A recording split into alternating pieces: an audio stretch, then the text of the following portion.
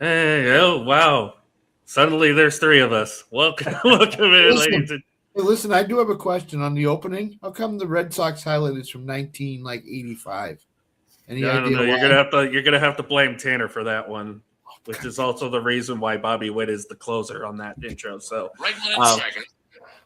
ladies and gentlemen, welcome to Around the Diamond. I can't come up with a cheesy intro for the show yet, so we're just gonna do it normally. Hope you guys are having a wonderful Wednesday night. This week has gone by pretty quick for me. I don't know about you guys, but it seems like this week has just kind of flown by for me personally, because obviously we did for the job that I have. I won't say works because I don't want to get in trouble, but they did a national volunteer. They did a volunteer day where they shut the factories and stuff down for the day, company wide. So got a full day's worth of pay. Only had to work 4 hours. It was great. So no Can't complain comment. about that. yeah, that's not bad. Well, yeah, it just seems like this, like not just today, but the whole week has just been flowing by pretty fast. And well, we've had some pretty good baseball here lately. I've enjoyed some of the matchups that we've had. Not saying that because we blew out the Diamondbacks last night, but it's been some fun baseball. I'm sure Jonathan's been enjoying this baseball season there with his Atlanta Braves. So Scott's gone. Scott leaves just because he knows our ace was his ace at one point. So, Don't no, worry, Greg Crochet's coming. So, Jonathan, you'll have two absolutely. aces. I mean, maybe Jaron Duran needs a change of scenery here pretty soon too, and we'll take him or put him in left field for us, since we can't find a left fielder worth a darn for many years now. No, but yeah, this has been a great season for the Braves, and it's been enjoyable seeing that. I think the patience of Alex Anthopoulos over the last 2 years kind of been underwhelming, but you knew there was a championship window team still there. And understanding that you still have your core is still it's still relatively young. The core group now, I've heard something where, and I was a little surprised on this, that the Braves are actually, by age wise as a team, one of the older teams in baseball, because again you have Chris Sale, who's in his upper 30s, Rafael Iglesias in his upper 30s. You have some guys who are on the older side of things, but as a core group, Acuna's 27 years old, I think, 26, 27. Albies is 27, 28. Austin Riley's 28. Michael Harris is 24. You have Drake Baldwin's 23 years old. So your core is still young. And kudos to Anthopoulos for understanding and not panicking when a lot of people thought that there should be some panic in Atlanta because the 2 years that you've had underwhelmed. But it's because of injuries really drained you and hurt your team and basically negated any growth of keeping that championship window open. But he knew the window was not closed. So and just adding the pieces here and there to keep it kind of going and making sure that you have the what you need. It was depth. So again, I think Alex Anthopoulos proved himself again that he is underrated as a general manager and should be viewed as one of the top GMs in baseball because of what he continues to do in Atlanta. Yep. I mean, tonight they have a good opportunity they would be the first team to get to 30 wins if they win tonight against the Cubs, who was another hot team coming into this series. Obviously, they dropped to Texas, and now they're dealing with the Atlanta Braves. So not a good stretch here for Chicago, but they've still been playing good. Scott, how are we feeling about the Cubs right now? I don't care anything outside of Boston. No, we all expected this. I mean, we all expected the Cubs to be good, based on what they showed last year. Number one, number two, I think we thought they were going to win the division, and right now they're leading the division. So they're right where I think we thought they were going to be. The problem is with the Cubs is pitching. They need more pitching. Their starting staff is a bunch of no names that have, outside of Shota Imanaga, it's a lot of mix and match and try to keep it together until Matthew Boyd and that group comes back. So am I surprised that they're in first place right now based on what's going on in Chicago? A little bit. I wouldn't say I'm totally surprised. the rest of that division's, the Brewers have struggled a little bit here. The Cardinals have played really good baseball. They're 7 games over 500. But everybody's over 500 in that division. So, again, the Cubs are playing probably the best baseball, and they go through these 10-game winning streaks. I think they've had 2 of them this year, haven't they? 10-game winning streaks? They have, something yes. like that, yep. And it's how you come out the other side. Now they're on a 3-game losing streak right now, I believe. So they're gonna have to play more consistent baseball, because what we know is when you go on a long winning streak, what inevitably happens, the long losing streak follows right after. So they have to play better baseball, and that all starts with their pitching. The only question I have with the Cubs is, can they pitch their way into NLCS or a NLDS? That would be my question with the Cubs right now. I'll go a little bit further in that, because what we're kind of seeing with this team, yes, they had the 2 10-game winning streaks, but they are not a good road team. They are absolutely atrocious on the road. 9-10 away from Wrigley. They're 18-5 at home. Their winning streaks mostly have come on their homestands. Yeah, and so. And right now, and I'm not going to try to jinx my Braves, but you got a rookie pitcher right now, kind of keeping you at check again for the second straight game with Grant Holmes pitching well, and then Didier Fuentes in relief. He comes in and absolutely just makes them look, confuses them as can be. So I think that is, I agree that the pitching has to get better, especially if they get healthier. But and this was talked about on TBS last night during the Braves at post-game Braves and Cubs broadcast. This team can't hit away from Wrigley, and that's a bigger concern, because if you want to play, if let's just say they lose this series, if they go 1-3 or 1-2, they lose tonight, they win tomorrow. Let's just say for the sheer argument made, that's what happens. You can't win on the road. How do you match up to the Braves, which Truist Park is one of the toughest places to play in postseason. That crowd and atmosphere, it's second to very, very few. And I would say Philadelphia is up there, and Dodger Stadium as being the second one in the National League. Those are the 3 toughest places to play in postseason baseball.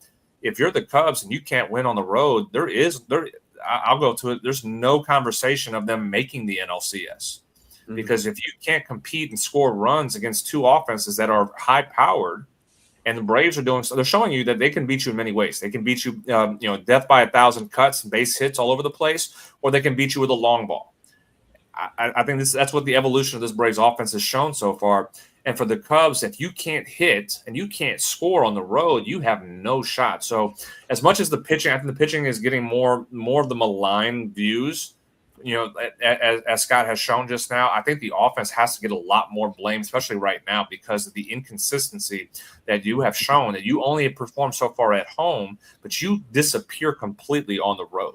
And for you to be a top team in the National League, and let's just, and I won't even just say all of baseball, just the National League, with the 2 of the teams that you're competing against, you can't hit, you will not win. Because as we see, the Braves bullpen and pitching staff is one of the best in baseball. We know the Dodgers have one of the most talented pitching staffs as far as starting pitching wise out there. You're in trouble if you can't score. So I would put a lot more emphasis on not being able to win on the road, but I'm putting a lot more blame. The hitting coach in me here showing up now on your offense and your hitters not showing up when it matters most on the road.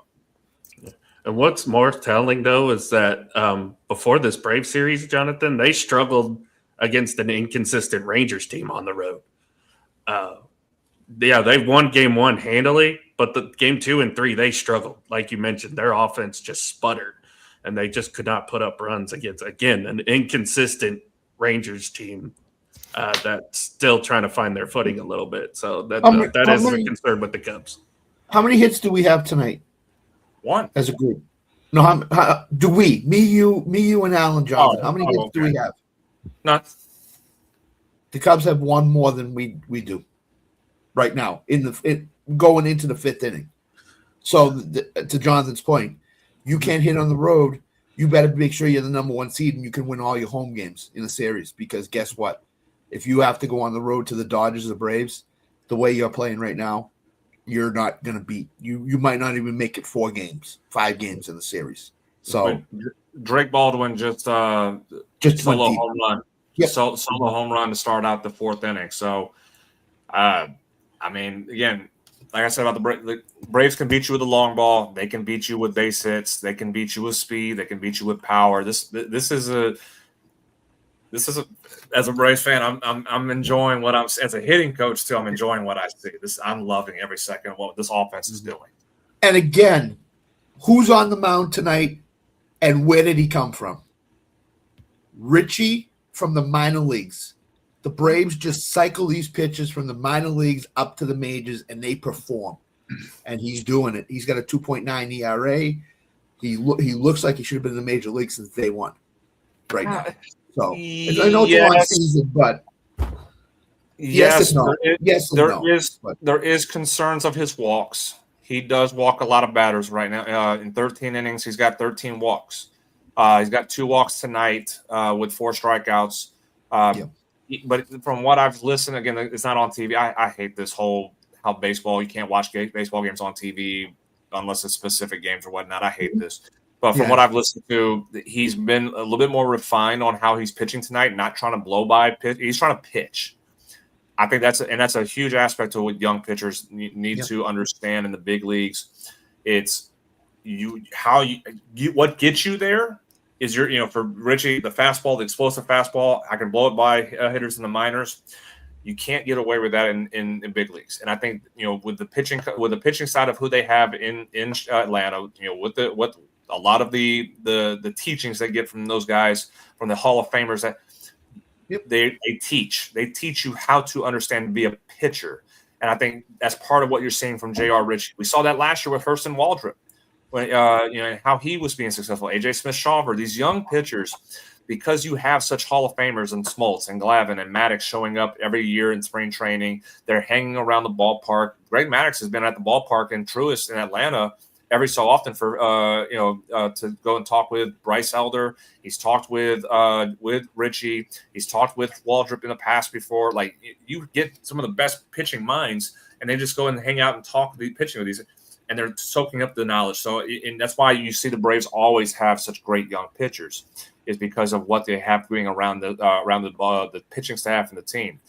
I think as he continues to understand how to be a pitcher in the big leagues, J.R. Ritchie he's going to get it figured out very fast. It's just a matter of being a refined pitcher, not trying to have to be a fireballer, to get outs, to get strikeouts, work on being able to attack, but also at the same time understand that, balls in play with the defense that you have with one of the best defensive teams in baseball too. You let them make plays for you. You win ball games. It's very simple.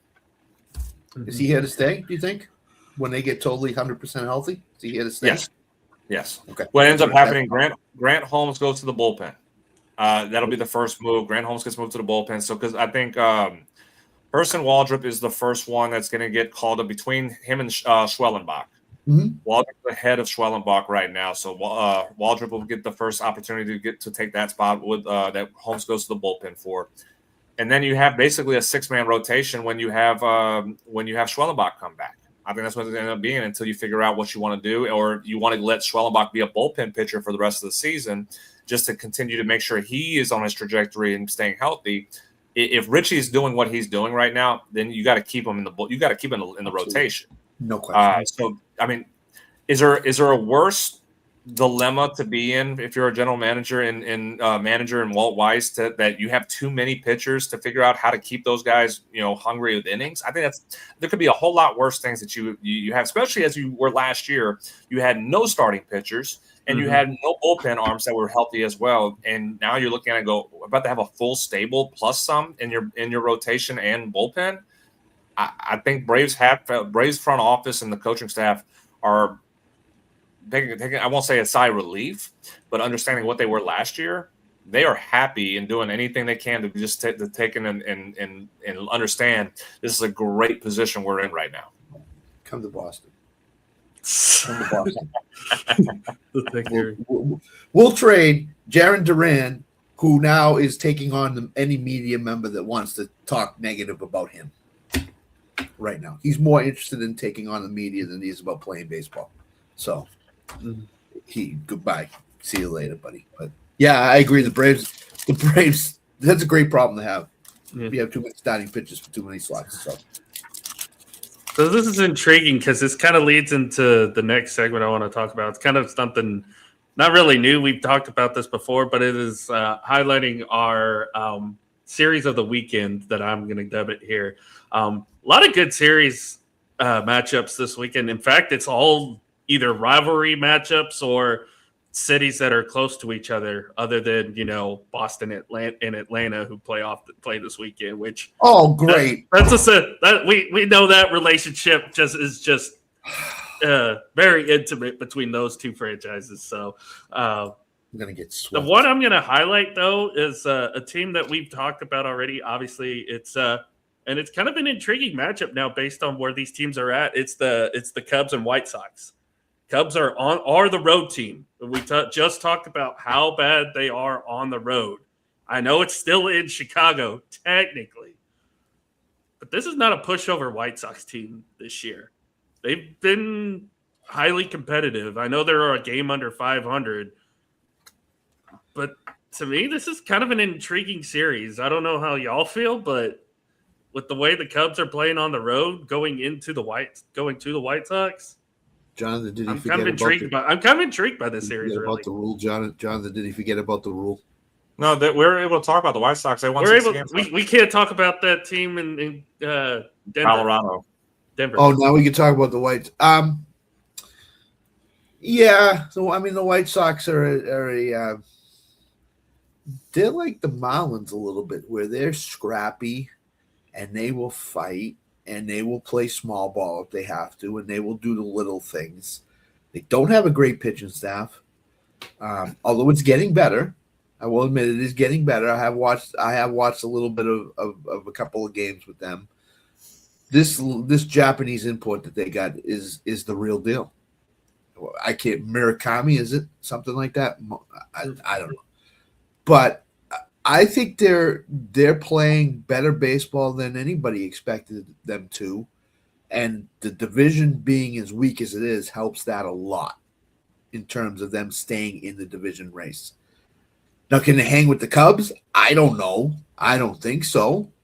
But again, the Cubs have these hitting difficulties that have reared their ugly head. So if the White Sox can pitch to the way they've pitched for most of the season so far, they can hang with the Cubs. But again, if the Cubs are home, they're a totally different team than they are on the road. So, and they're in Chicago no matter what. So I think it's going to be a good series, but I would give the edge to the Cubs because of I don't want to go way overboard on the White Sox, but they're playing decent baseball. For the American League, they're playing good baseball. American League is just up and down, is so inconsistent, so bad right now that it's laughable. So, I think that's where we're having a conversation with the White Sox right now, being in second place in the Central. Doesn't that just kind of, and even the Tampa Bay Rays being the best team in the American League, does that not just signify how weak the American League is? Yes. The Yankees just got worse too with Max Fried getting hurt today. So. Like you're talking about the Guardians team that's 24-21, that's leading the Central.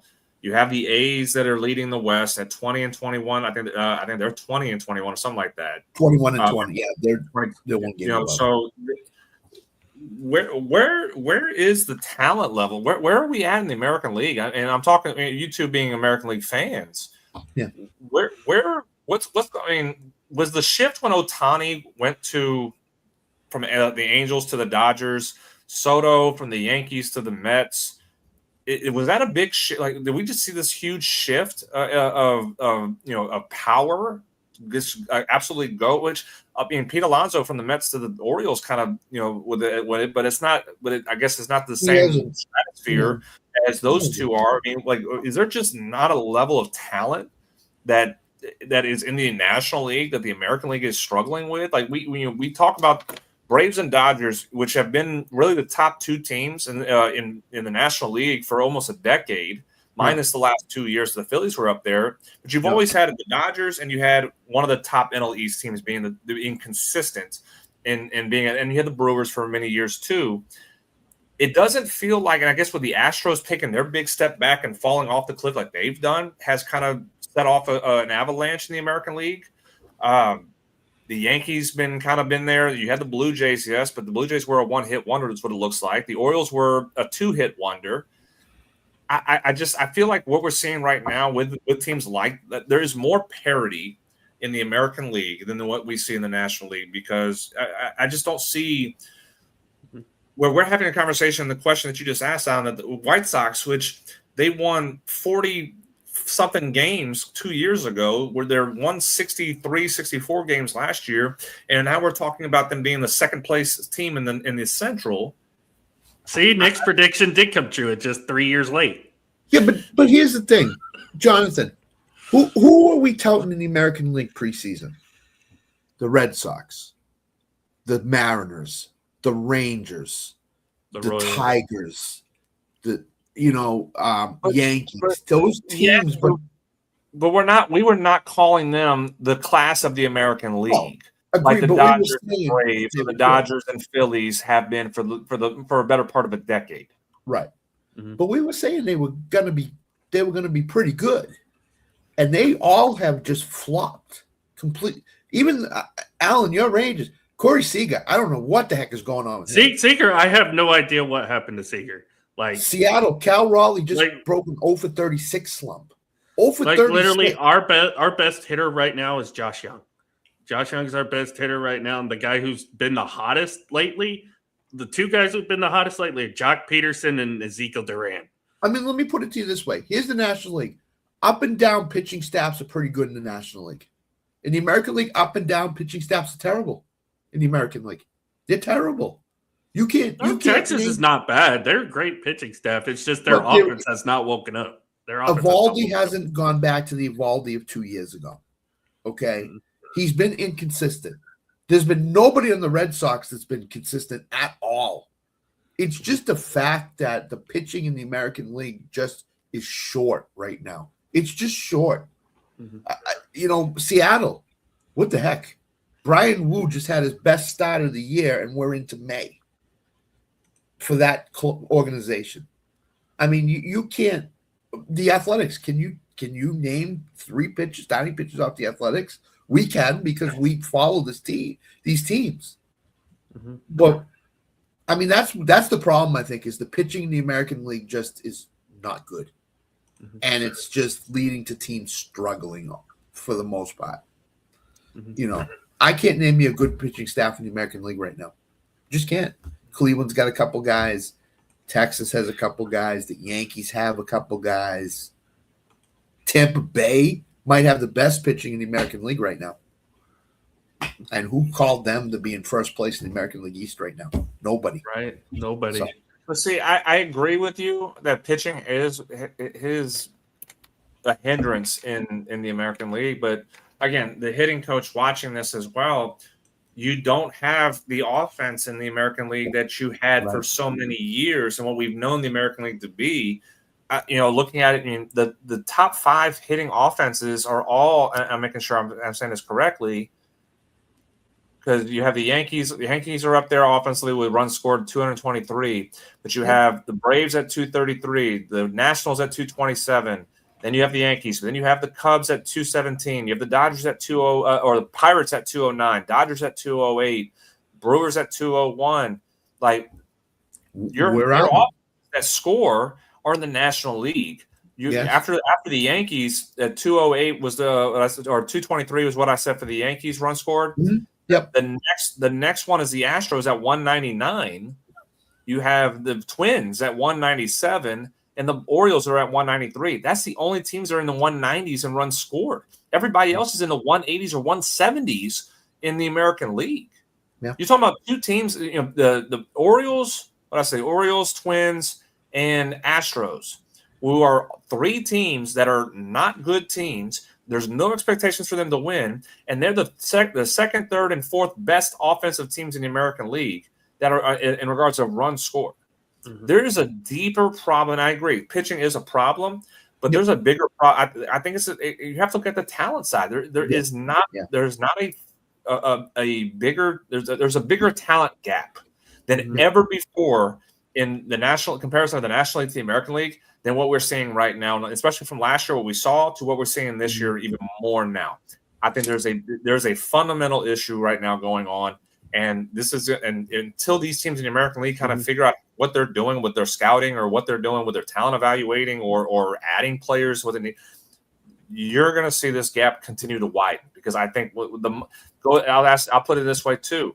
Where's the money teams in Major League Baseball? You have the Yankees. The Red Sox are supposed to be, but they don't act like it. So the Yankees are the Yankees. There's no money team in the Central. The Astros were supposed to be. They chose not to be. The Rangers had one point. They're saying they were going to be. They chose not to be. You go to the National League. The Braves are one of the top spending teams in baseball. The Mets are one of the top spending teams in baseball. The Phillies are one of the top teams spending in baseball. The Cubs are one of the top teams. The Dodgers, the Padres, the Giants are, and they just keep missing on awful signings on their part, but they're one of the top spending teams too. Yeah. There's your problem too in itself, is that teams in the American League are not spending money on the talent, and when they do spend money, they whiff. And at the National League, they're not whiffing. They're figuring it out who to spend money, when to spend money, and how they spend it to get these players they need to, and then developing better players too on that side of it as well. Mm-hmm. Injury bug has hit the American League hard too. Like it's been. Well, but you know, I don't use injuries as an excuse. I never have. I never will. Injuries are not an excuse. You have a baseball team you put on the field.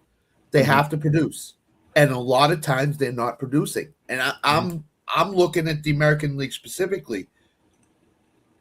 Teams are not producing because they just either have a bad minor league system and they can't fill the positions that the injured guys leave, or, as Jonathan said, it's a miss. These front offices are all missing and whiffing.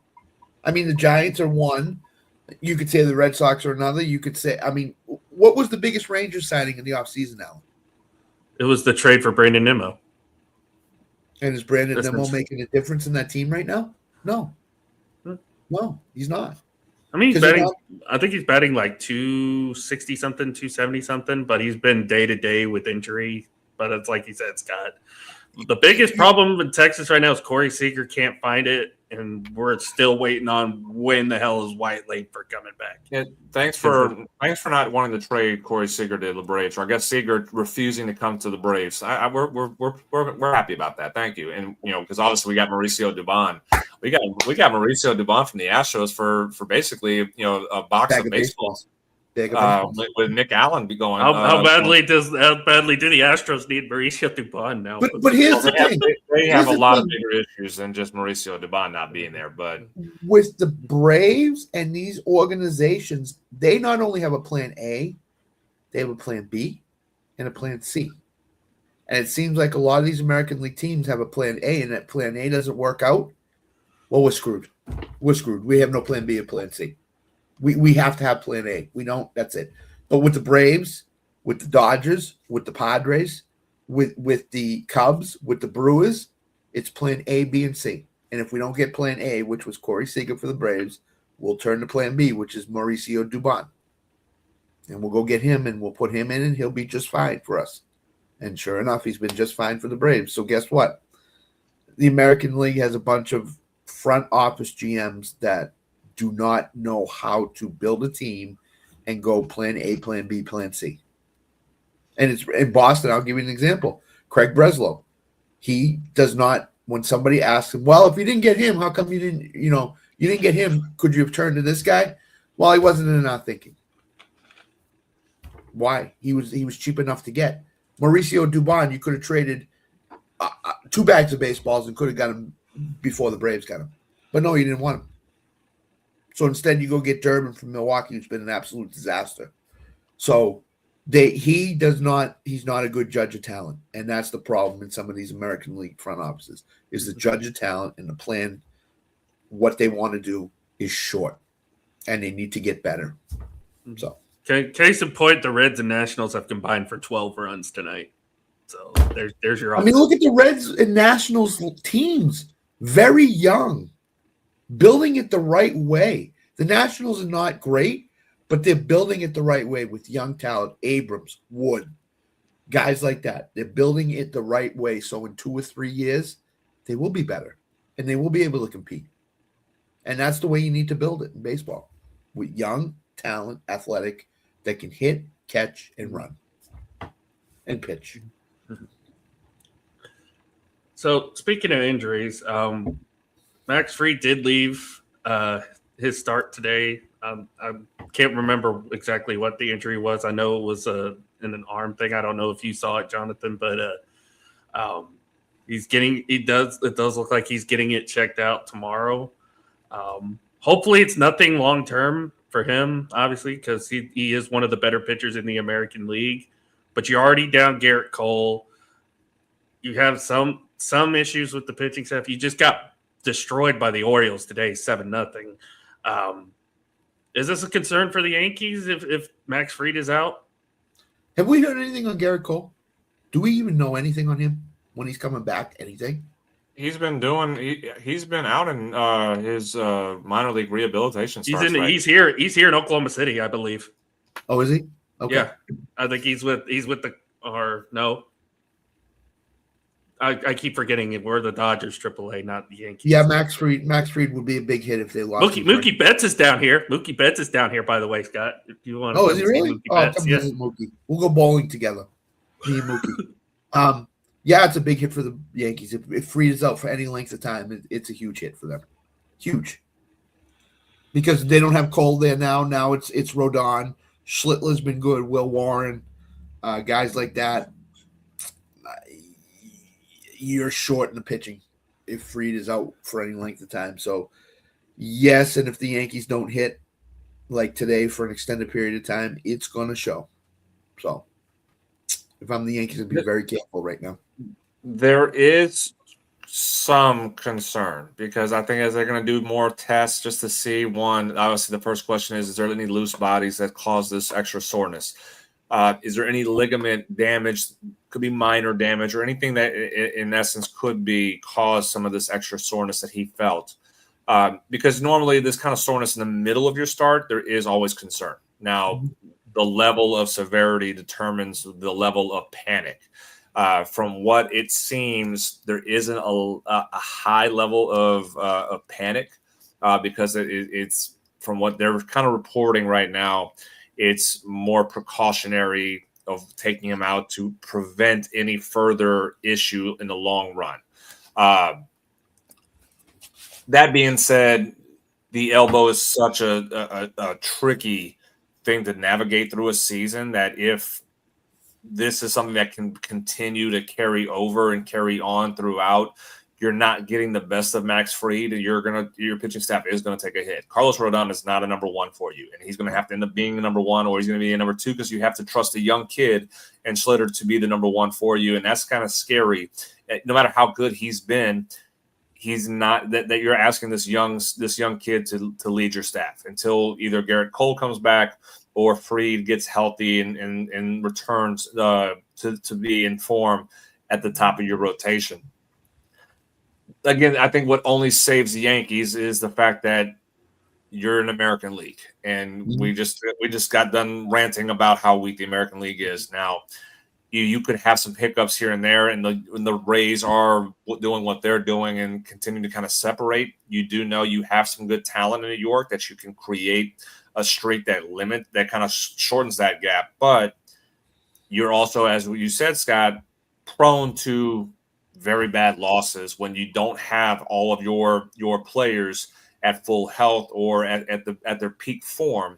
And that's when we start seeing the Yankees really go into this hole that plagued them for, I guess, a decade now plus, and not getting the full out of what you're expecting out of this team and being able to compete. So the timeline is, I wouldn't say there's panic yet.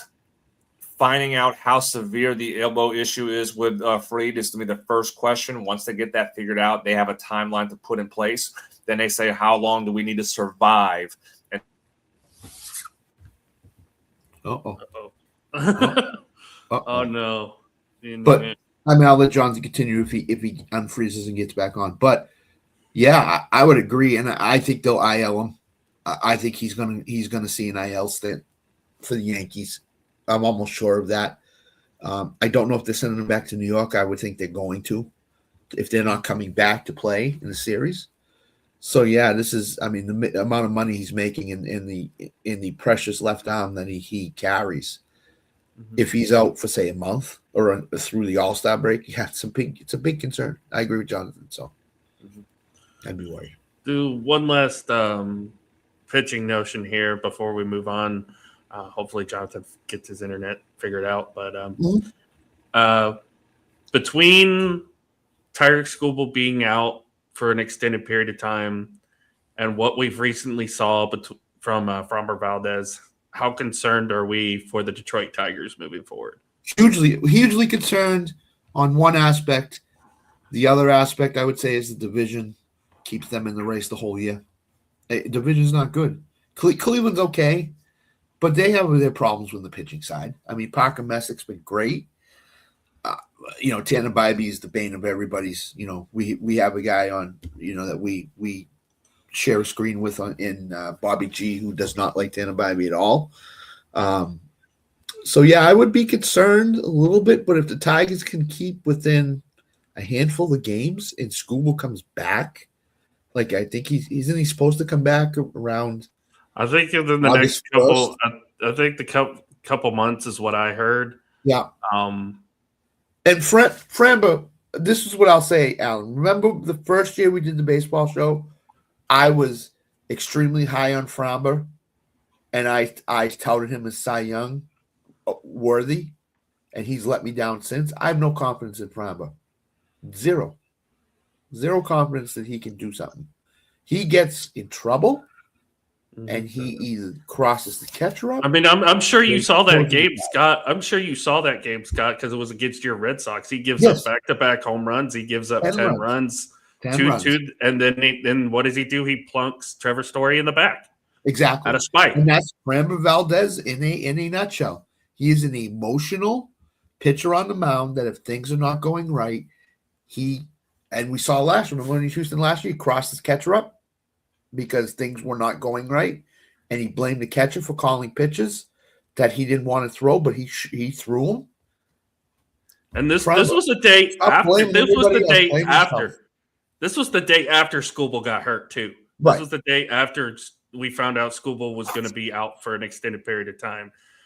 And I literally said on a show right before it happened, it's like Framber has to step up. He has to be the ace with Skubal out. And what does he do? He gives up 10 runs and then plunks a guy on purpose. Hey, Jonathan, did Nick get a hold of your internet by any chance? It's ridiculous. There's going to be a day. There's going to be a day. There's going to be a day when I do move out of this town, and I have actually good internet where, and I don't have this happen anymore. I can do the show with you guys with no interruptions when it comes to this. There's going to be a day that's going to happen. Yeah. But in regards of Valdez,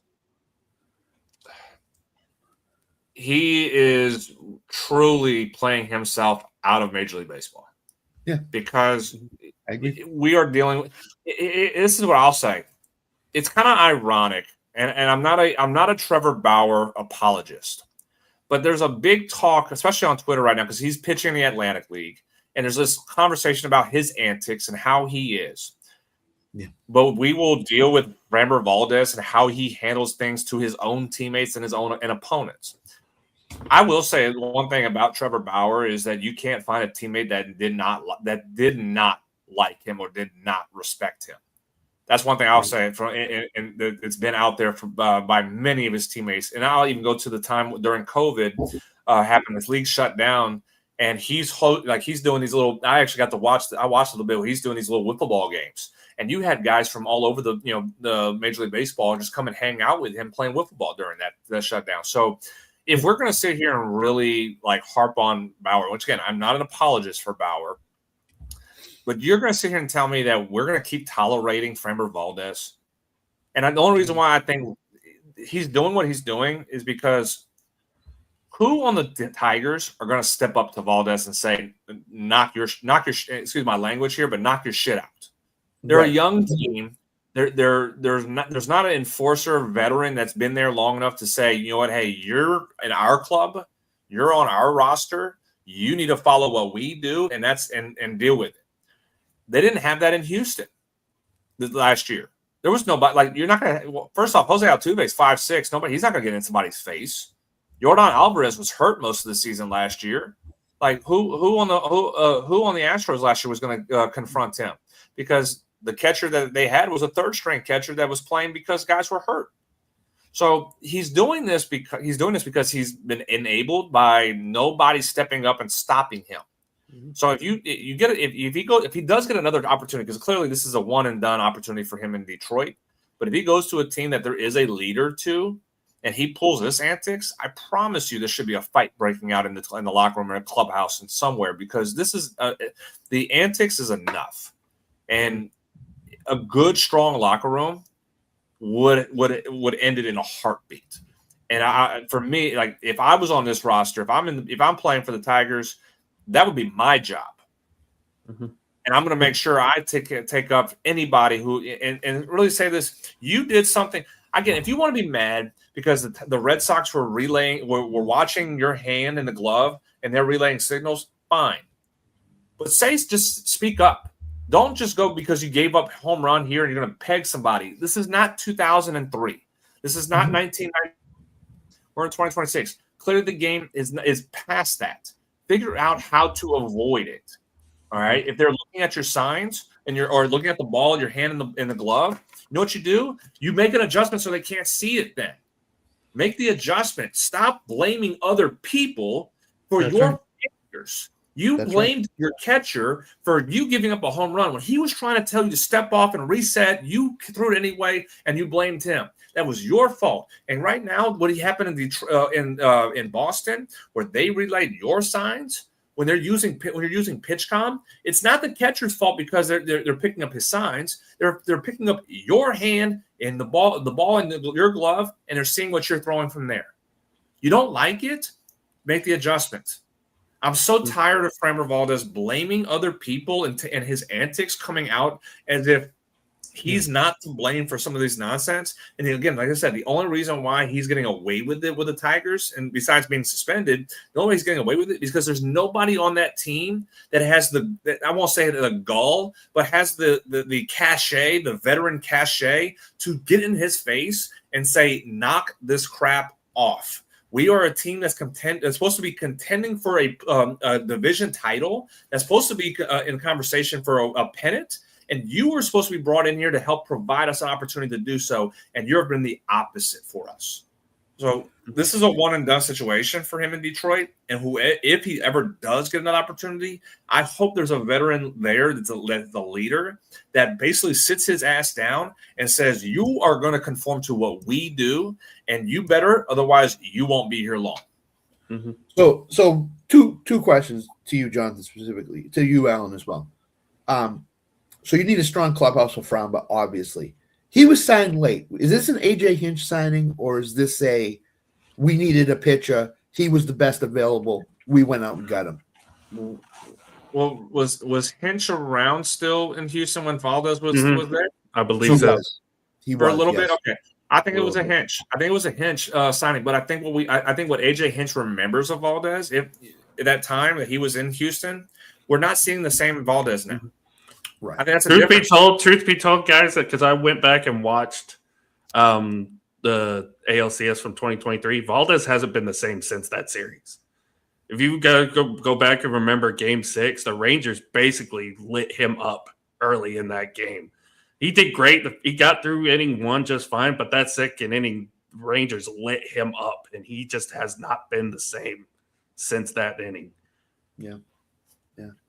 But 2024, we kind of, he was kind of up and down. Last year, we saw him again cross up his own catcher, and it just seems like it's just been spiraling out of control for him the last few years. So this was a Hinch signing. Was this also a little bit of an insurance policy for Skubal, that if Framba worked out, they would sign him to not a long-term deal, but like a 2-year contract with Skubal maybe being gone out of Detroit.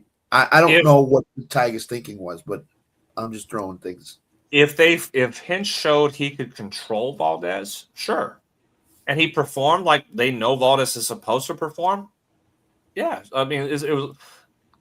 I guess you could probably say a medium risk because of his antics with a high reward. But now we're showing it's a high risk, and you're getting minimal out of him. You're not even getting Framber Valdez what you were hoping for that he was in Houston. Right. And you're dealing with more of a headache at this point. Where it's showing AJ Hinch does. Like I said, I think Hinch remembers the younger Valdez who wasn't the head case that he is now, and they may have bit off more than they can chew.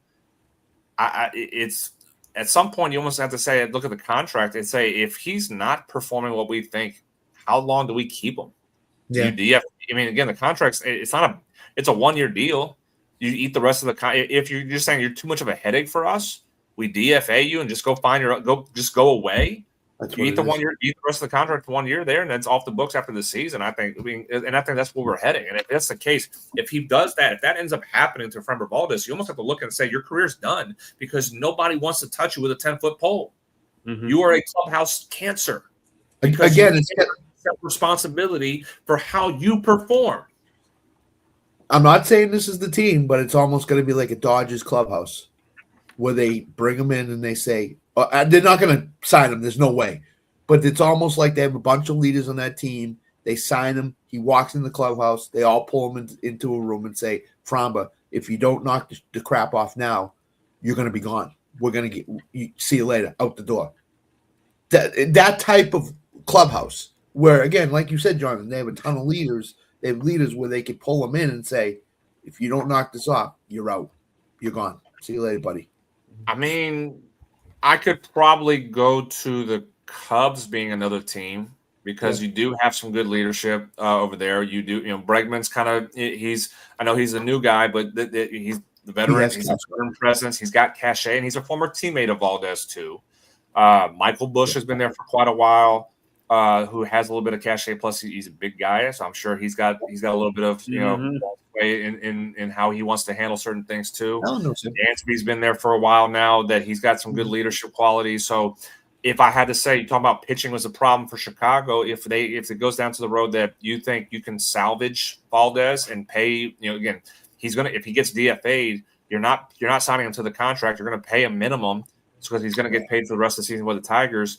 I think if you're the Cubs, that would be an option that you say, we'll take a chance, high, low risk, high reward situation, because if you pay him the minimum, it doesn't work out. You cut him and say, okay, well, hey, you're getting paid by the Tigers.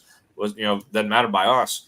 The Dodgers, I mean, yes, as far as clubhouse personas, as far as leaders wise, yes.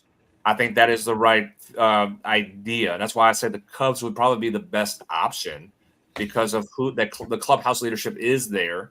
There is a strong presence of leadership in that clubhouse too. I think that would be the only team. I don't see another team in baseball that has the presence to not even say handle, just deal with Framber Valdez at this stage of his career. Mm-hmm. Agreed. Mm-hmm. Agreed. Yep. Head case in a nutshell is basically what Valdez has become. He go to the Rangers, Alan. Send him to the Rangers. Nah. We already got enough head cases. No organization would want to touch him with a 10-foot pole right now. None that I know. None. I agree with Jonathan. His career could be done. So kind of a somber note we're going into here. But while the Braves have had a fantastic start to the season, again, they could potentially win their 30th game tonight if they get past the Cubs.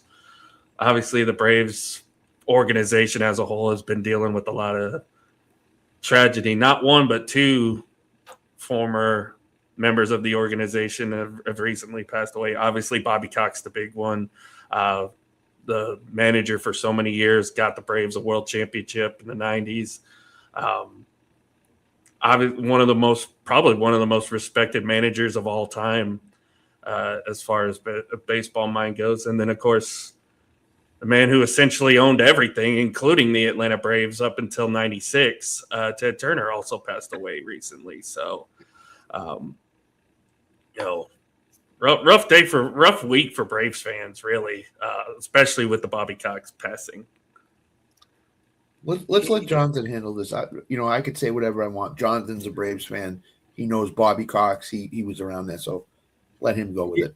Growing up in that era, that was, again, and I'm fortunate being a '90s baby, because I know how bad the Braves were in the '80s, and I got to fortunately miss that timeline of Braves baseball and jumping in as a Braves fan of the team of the '90s, and being able to watch that team grow and see Bobby Cox being the leader of that group. I can talk two different ways about Bobby Cox as well as Ted Turner and what he meant to Atlanta sports, and how he helped also change broadcasting for sports, because he was such a, obviously owning TBS and TNT, being Turner Broadcasting, and the Braves being on the TBS Superstation is what it was called in the '90s for so long.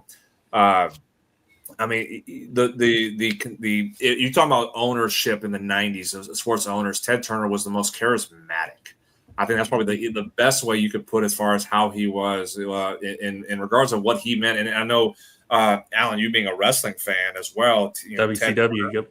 He owned WCW, and I'll be honest, I was a fan of WCW back in the day as a kid in the '90s. Being a Bill Goldberg fan is what I was.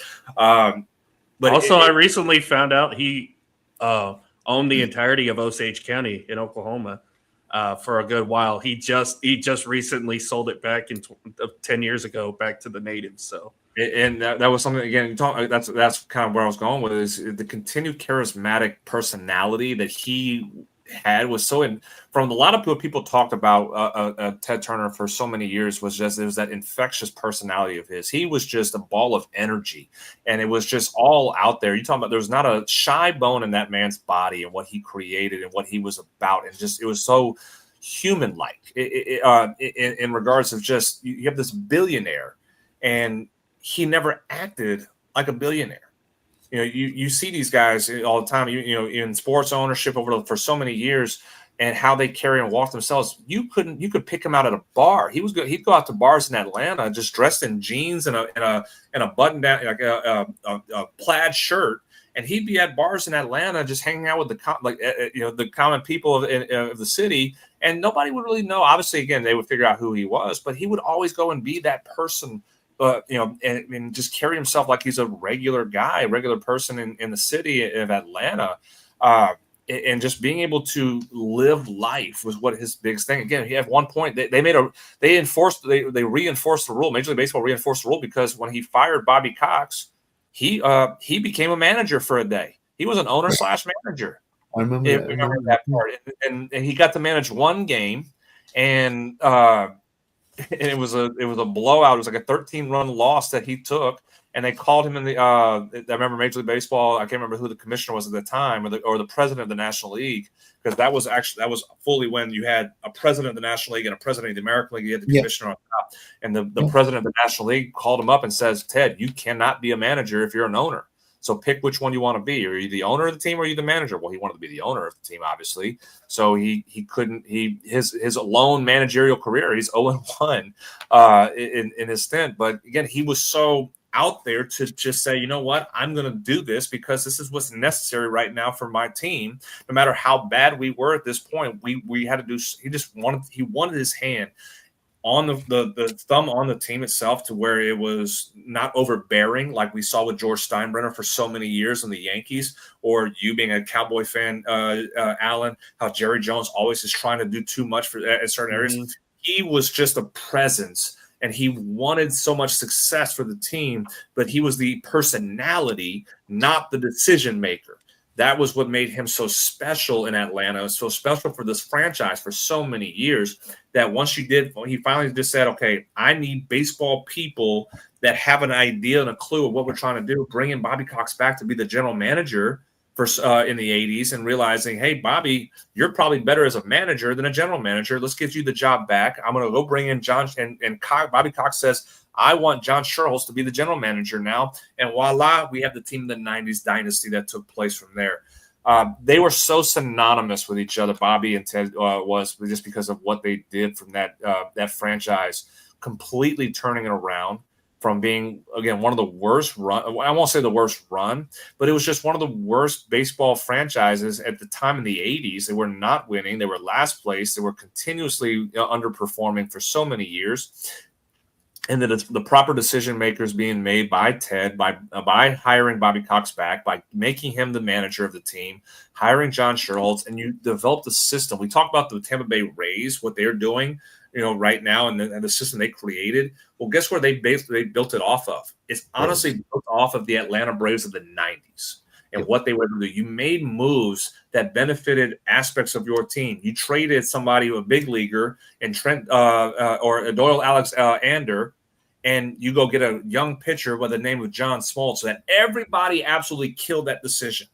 Yeah. Except the people in Atlanta that understood what you were getting with John Smoltz from there. You drafted Chipper Jones. Larry Wayne Jones, you drafted him when everybody was saying this kid is not going to be a bust, and you drafted a Hall of Famer.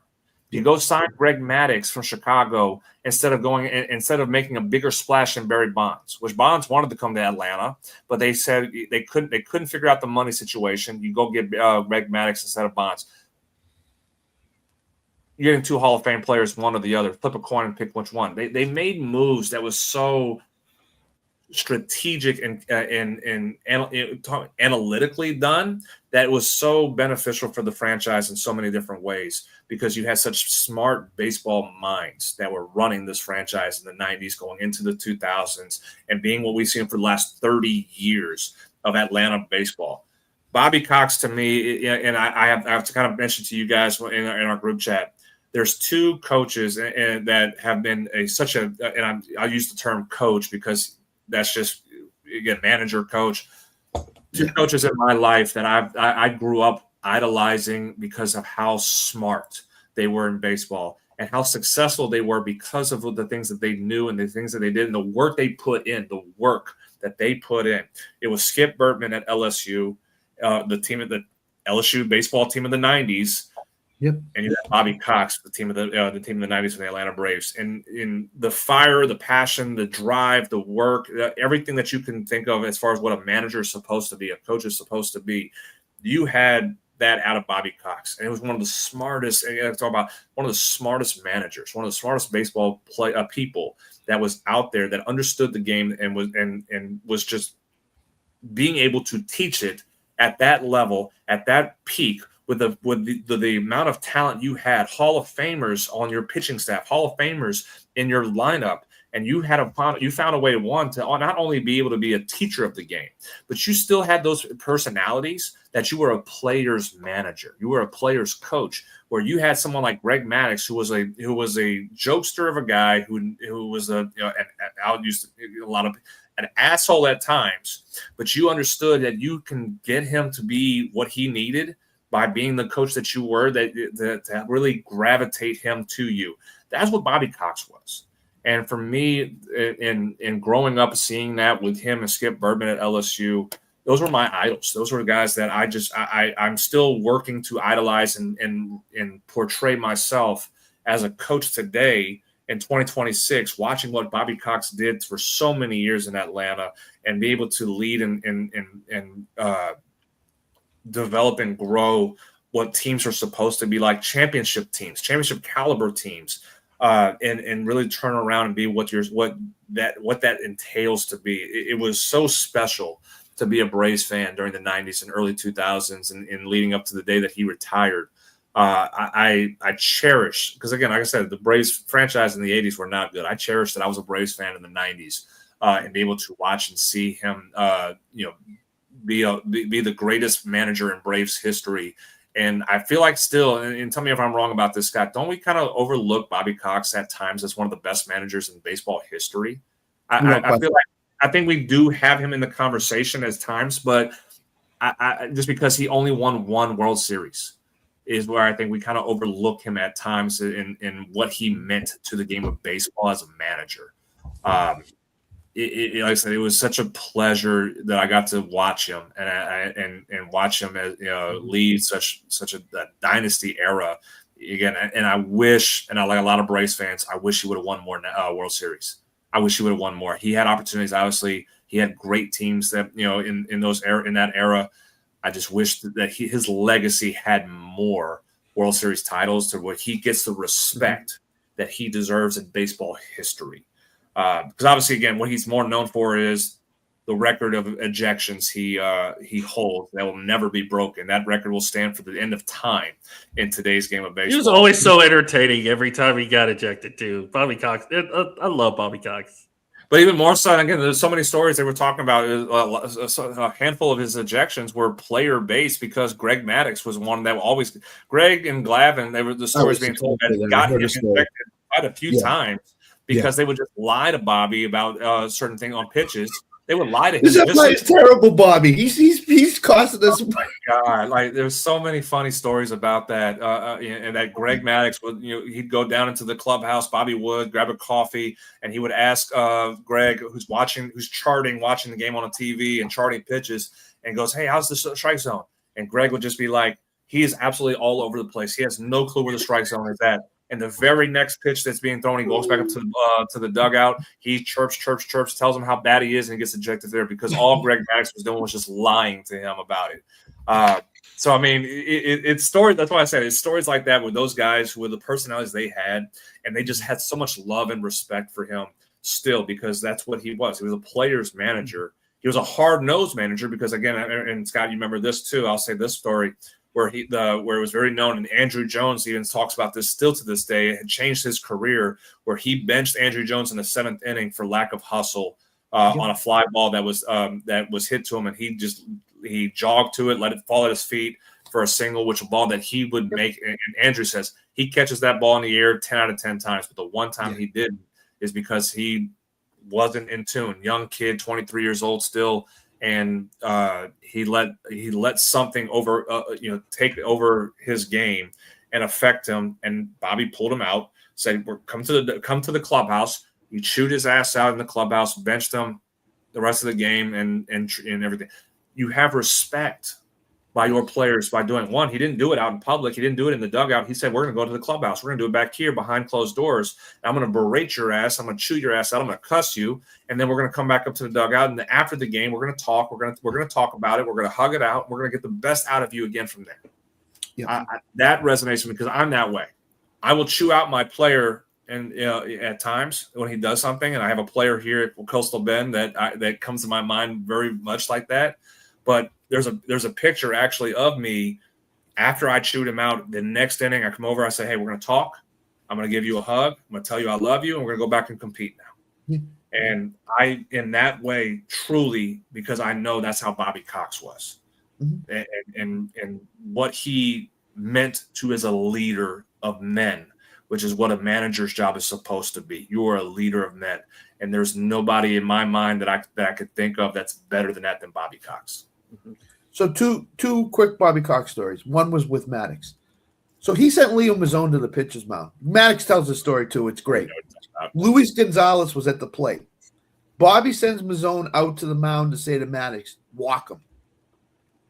Comes out to the mound. Maddux says, "I'm going to throw him a changeup down and away. Second pitch, he's going to pop up to third base." Throws a cutter in on him. Throws a cutter in, a changeup down and away. Throws a cutter in on him. What does Gonzalez do? He pops up to third base. Bobby Cox and Mazzone just sat there laughing at him because that's what Maddux said he was going to do, and he did it. Number two is the Bobby Cox success did not start in Atlanta. It started up in Toronto. In 1985, that team went 99-52 or 99-62 and won their division. And it was only because Bobby Cox was the manager. That team was young, had a lot of talent on it that was coming up, and needed a veteran leader like Bobby Cox to lead that team. And he did it. And Ted Turner said his greatest mistake ever was firing Bobby Cox, because that's why he brought him back to Atlanta as the GM and then down to manage the team. And he said, "I don't want to be GM anymore. I want to be manager." And that's why they got Sherholz in there, because Bobby Cox wanted to be a manager. Bobby Cox is is a top 5 manager in baseball. My mind, without question. Top 5 manager in baseball. without question. He deserves all the accolades he is receiving from his former players, from the city of Atlanta, from everybody in that organization, because he was a great manager. And he was the reason why Atlanta was. I don't care about the talent on the field. You need a great manager. Bobby Cox was it. And Ted Turner was one of the best owners I've seen in baseball, because he did so many more things than the Braves. CNN, WCW, Turner Network Television, all this stuff. Ted Turner had his hands in everything. He was Atlanta, Ted Turner, for years. So, rest in peace to both of them. Condolences out to their families. I am very grateful that even though I eventually became a Rangers fan and then, had a hard time watching Texas play games back even when I was still like growing up, 7, 8, 9 years old, still trying to get into baseball and what have you. I was very grateful that for a short time period, we had both WGN and TNT. It was literally like back-to-back, next channels over. So one days you were watching Dusty Baker and the Cubs in the early 2000s, how good that team was.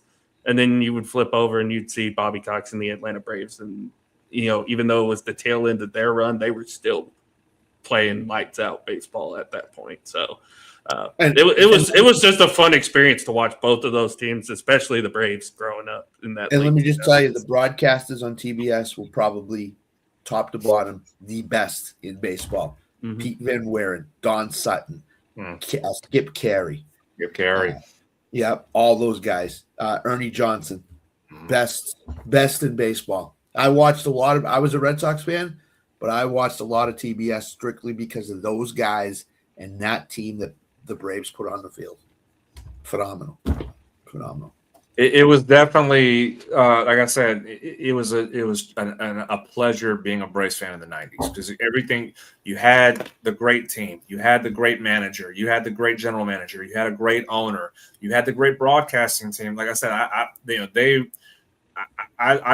grew up. That was another reason why, as much as I wanted to be a coach, I wanted to be a broadcaster. I mean, my degree is broadcast journalism, because I grew up listening to TBS in the Braves games and listening to those guys, and the stories you heard. And that's what that's why I do love about baseball games, is because more so than any other sport that I can listen to on the radio or watch TV, because it's more than just the game itself that you're watching. You're listening to stories about the game itself, the history. There's more history being told in baseball games than any other sport.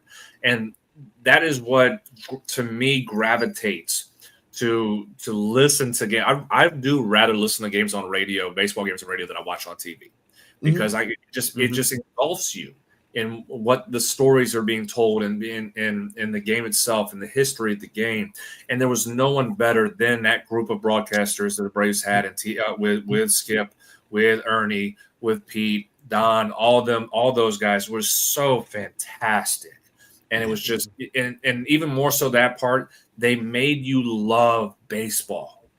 You loved baseball because, and that's why, and that is why you have such a national following of Braves fans around the country, because they were on TBS. You had such great teams at that time, and you had great broadcasters that made you a Braves fan. They were so fantastic, and again, being led by Ted with TBS, and again, as you said, Scott, was an icon in Atlanta in every facet of TV, of sports, of entertainment. He was entertainment, entertaining, the leader of entertainment in Atlanta during the 90s and 2000s.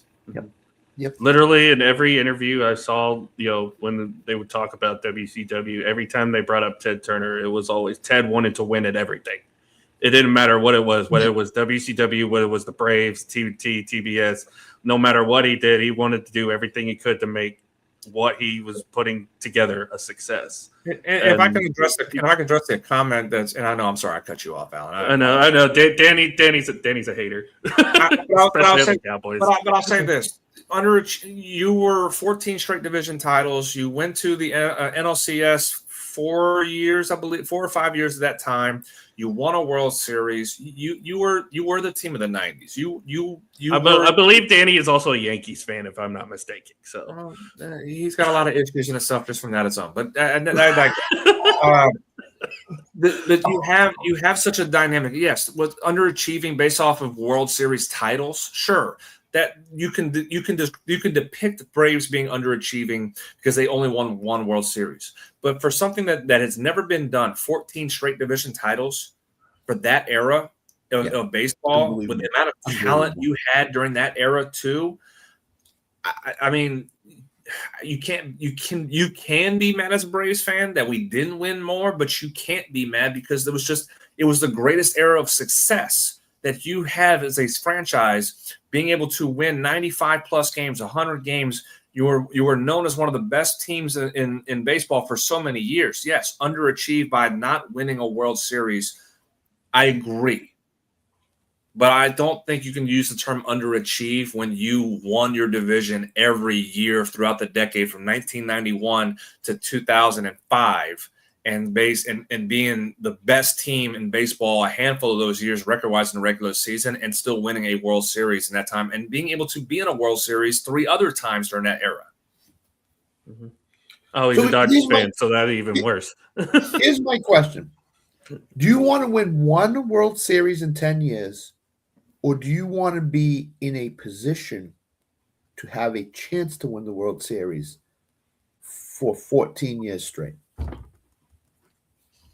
Well, I mean, the Braves did both. They did get one World Series. That's what I'm saying. If you're a fan of another team, do you want to be in a position to win all those division titles and go to the postseason, or do you want to win one World Series, say, every decade? I'd love to be in the position every year to have a chance to play for a World Series, and that's what the Braves did, and that's why they are one of the, if not the best organization from 1990 to today. And I'll say, let me change the word for you, Danny. The Braves didn't underachieve. Were they one of the more disappointments of a championship caliber team? I think that's a better point you could make. It was disappointing that they only won one World Series. That they were so good. You're right. They had the best pitching staff, 3 Hall of Famers. Leading your pitching staff. You had 2 Hall of Famers in Chipper and Andrew. You had Andres Galarraga for a period of time. You had Vinny Castillo. You had Ken Caminetti, Ryan Klesko. You had so much talent. Javi Lopez. So much talent on this team for so many years. Was it disappointing? Were they one of the more, I won't say the most, but were they one of the more disappointing teams that you could think of in that era? I would say yes, because you, as Scott just said, you had a chance for 14 years to win multiple World Series, and you only won one, and you lost you lose to a Marlins team that probably shouldn't have, that got hot and they were and ran themselves into a World Series in '97. You lose to a Padres team that you were top to bottom better than in '98.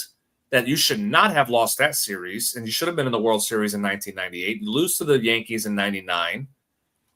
You lose to the Mets in 2000.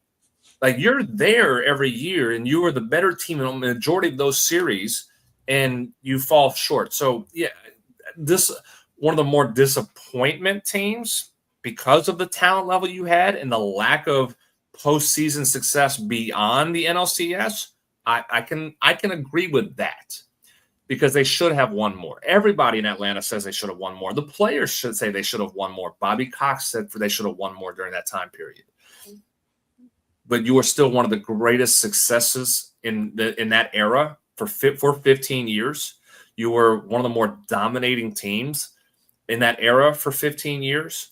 That I think you look at it and say they were the greatest era. They were the greatest era that didn't win multiple World Series titles. And you can say disappointing, yes, but again, they were still very successful. Mm-hmm. Take out Scott, real quick, how many of those guys came from Boston?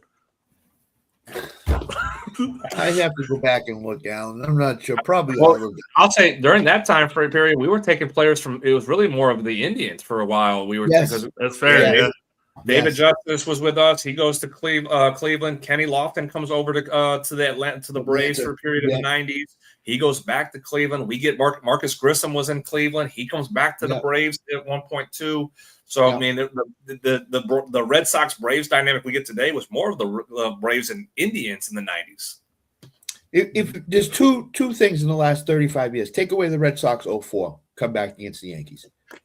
The Athletics coming all the way back to win the division against Seattle, against every other team in the West. And then, if people out there might remember this, the Braves were down by 14 games to the Giants one year in the NL West. The Giants and the Braves were in the NL West back in the day. And the Braves came all the way back and won the division in the regular season. That was probably the greatest comeback because the Giants were loaded that year. They had Will Clark, Barry Bonds. I think Barry Bonds was on the Giants then. What year? I want to say it was late 90s. I don't remember what year. Maybe 98, 99. They were down. When did they create? No. It must have been earlier than that then. Maybe 93. 93. Bonds wasn't there yet. Okay. But the Giants were loaded. They had a great pitching staff. They were loaded. They won 99 games, I think, that year. And the Braves were down a bunch of games going into September and came all the way back and won the division. Mm-hmm. One of the greatest comebacks. And who was the manager then? Bobby Cox. Mm-hmm. Yeah. And I was saying more recently, streak, and the Braves would not have won the division. I was saying more recently, what was it? How many games were they behind the Mets and came back and won the division a couple of years ago? So yeah, we were 10.5. 10.5. Yeah. 10.5. Yeah. So yeah, it's not like this hasn't happened before. It's happened multiple times in history. That's why the Braves are such a well-run organization, is because they can. Yeah. It don't matter if they're 10 games back in September; they'll find a way to make it up. So, can I just pinpoint something real quick? It's interesting that Scott brought up. Why was both my teams, being a Braves fan and being a Saints fan, why was both my teams in the West divisions? We were the NFC West. We were the NFC West. I don't know. I still have problems wondering how the Cowboys are in the NFC East. So it's like, because wasn't every team in the West then on the wasn't it on the West Coast? Dodgers, Giants, Rocky. Rockies came in 90. When did the Rockies come in? They came in 97, right? With the Marlins. Yeah. So it wasn't the Rockies just yet. It was the Dodgers, Giants. Arizona wasn't in existence then. I'll have to look it up. But that's why I'm just poking fun at the conversation of it, is that you had the Braves on the East Coast, completely on the East Coast, and their division was the freaking California teams out west. Made just no sense or whatnot. But again, same thing with my Saints. We put us in the NFC West. We have to go play against the Niners for so many years, and even having those St. Louis Rams in the West for so many years too. They also didn't make a lot of sense either. Rams in the West, Cowboys in the East. Since that started in 1960 for Dallas, because they just literally got thrown into the same division as the Giants. That's not as bad as the Braves being in the NL West. So here was the West, or Stanford being in the ACC right now, which is so stupid. The Braves were 104-58. The Giants were 103-59 that year. In the West was the Braves, the Giants, the Houston Astros, the LA Dodgers, the Cincinnati Reds, Colorado Rockies, and San Diego Padres. That was the West Division. We forget the Astros were a National League team since they've been in the American League for quite a little over, I guess, 16 years. They stopped. I think it was 2010 when they jumped to the AL. The Padres finished 61-101 that year and finished 43 games behind the Braves. Rockies and Marlins came in. Rockies and Marlins came in 93. They came in that year that the Braves came all the way back to win that division. But the Reds were in the West too. I mean, they only had two divisions back then. Don't forget the East and the West. That was it. So and the last two teams that were added were the what was it? I lost it. Tampa Bay and Arizona. and then Braves just won. No, we just broke a tie. Yeah. 2-1 now in the bottom of the 8th. So 93 was so long ago. The Montreal Expos were a franchise back then. Yeah, and like I said, the last two teams added through expansion were the last two expansion teams were Arizona and Tampa Bay, and then like what was it, 6-7 years later, the Expos relocated to Washington, became the Nationals. I was going to say, Scott, Alan's so young, he doesn't remember about the Expos. I remember the Expos. It was a long time ago, but where did the Expos play, Alan? Montreal. Oh, no, what was the name of the stadium? I don't remember. Olympia Stadium. Olympic Stadium. Yeah. All I remember is like when I first started watching baseball, the Expos were a thing, and then all of a sudden, like a couple years later, they went to Washington. I was like, what? They had the greatest team assembled that didn't get a chance to play for a World Series in 1994, the 94 strike year. That strike year. You had Randy Johnson, Pedro Martinez, Larry Walker. I'm sure I'm missing a handful of more guys off the top of my head. Felipe Alou was the manager. Pedro and Randy. Think about that. A young Pedro Martinez and young Randy Johnson on the same team. Yep. Felipe Alou was the manager. I mean, the Expos were it, but that stadium was so run down and so dingy. It's ridiculous. So we just mentioned them real quick. So Braves took a 2-1 lead a second ago, and then all of a sudden Mauricio Dubon with a 2-run home run to make it 4-1. Thank you, Astros. The Astros are and I was to say on top of that, Jonathan, the Red Sox beat the Phillies tonight. So Boston already helping. We got to win. We're all in South. I just realized both. Boston tonight. I just realized both my NFL team and my baseball team became a franchise in 1960, the same exact year. So it's a range because they were the Washington Senators back then, but they became a franchise in 1960. And I want to say it was 83 that they moved to Texas. I want to say it was either early 80s or like late 70s that they moved from Washington to Texas. Oh, wow. The kids are eating in Boston tonight. All cars are getting turned over in Boston tonight. That's it. We're celebrating. You're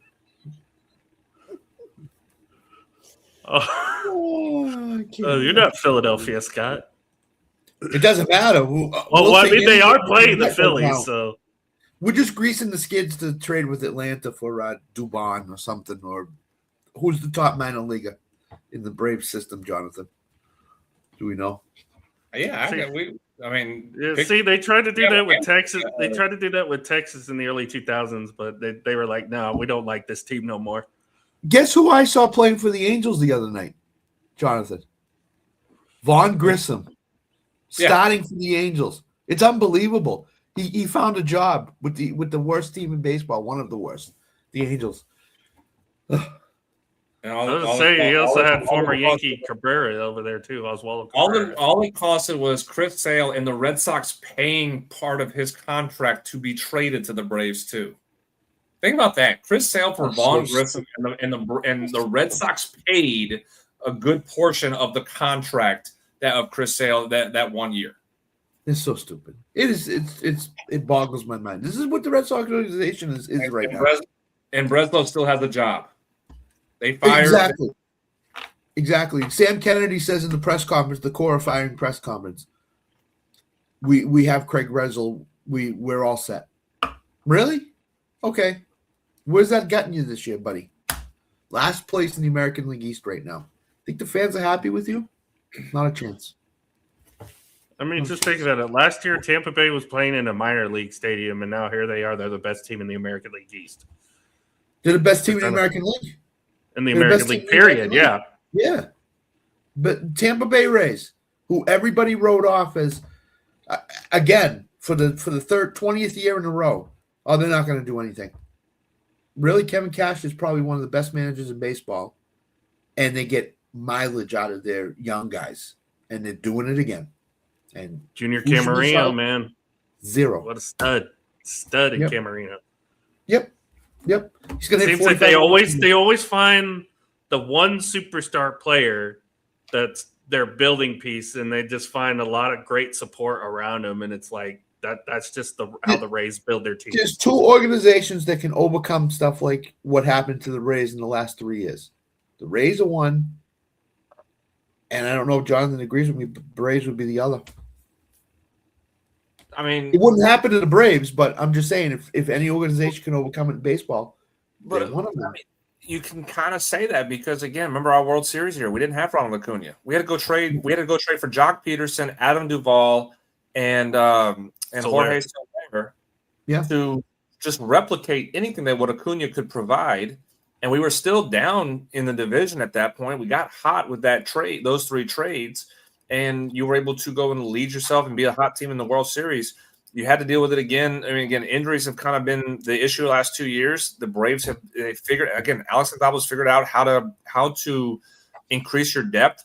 We're winning games right now. We beat the Dodgers 2 out of 3 times without Ronald Acuna, and you're in the process about to beat the Cubs for the 2nd time in a row without Ronald Acuna still.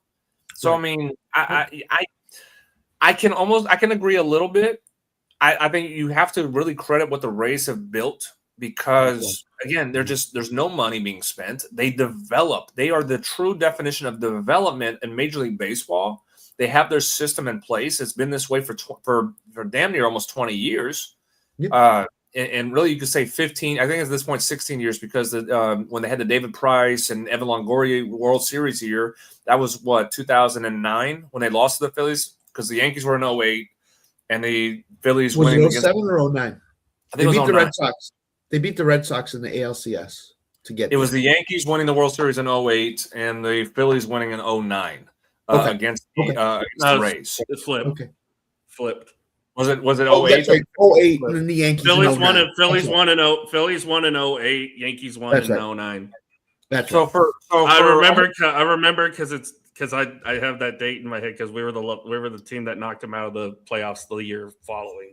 So for almost 20 years now, we have, and I'll give it the whole 20 years because I think the Rays really started figuring it out in mid 2000s. There's a system in place with Joe Madden leading and building this amazing development system that's been taking place, and it's been a free flow program. And we've seen Kevin Cash continue the trend of what they've done and understanding the cycle of what they are. And you see they bear the fruits of what they've decided, what they do. And so, I mean, yes, I'll put the Braves in there because the Braves have shown it for the last years. But I think you cannot put any team at the level of what the development side of things has done at the major league level than what the Tampa Bay Rays have built. It's a true system that nobody else can replicate. Teams, I know the Pirates and A's tried to replicate it. They can't. They have failed at doing so. The Rockies failed to do so. Every low revenue team cannot do what the Rays have figured out, and they have been almost perfect on every decision they make about their roster when they trade players the right time. That's the hard part. That's what it's the best part about it. They make decisions on their players basically always at the right time. And they get the maximum value of the player every single time. It goes to, again, go back to Longoria, go to David Price when they traded him to Boston, go to Zach Eflin being traded at one point, Randy Arozarena being traded. You have hit at the right time to trade players that you can't afford and getting max value back. Whereas teams struggle to do that at majority of the time. They do make that decision at the right time at some point. But majority of the time they get the timing wrong. The Rays are always perfect on when they want to do that trade and when they want to make that decision. They are the complete. If I want to poke fun at this team because we just can, they're the complete opposite of the Angels. That they don't make this decision, and they are. They bit the bullet on Ohtani. They're going to bite the bullet again here on Trout.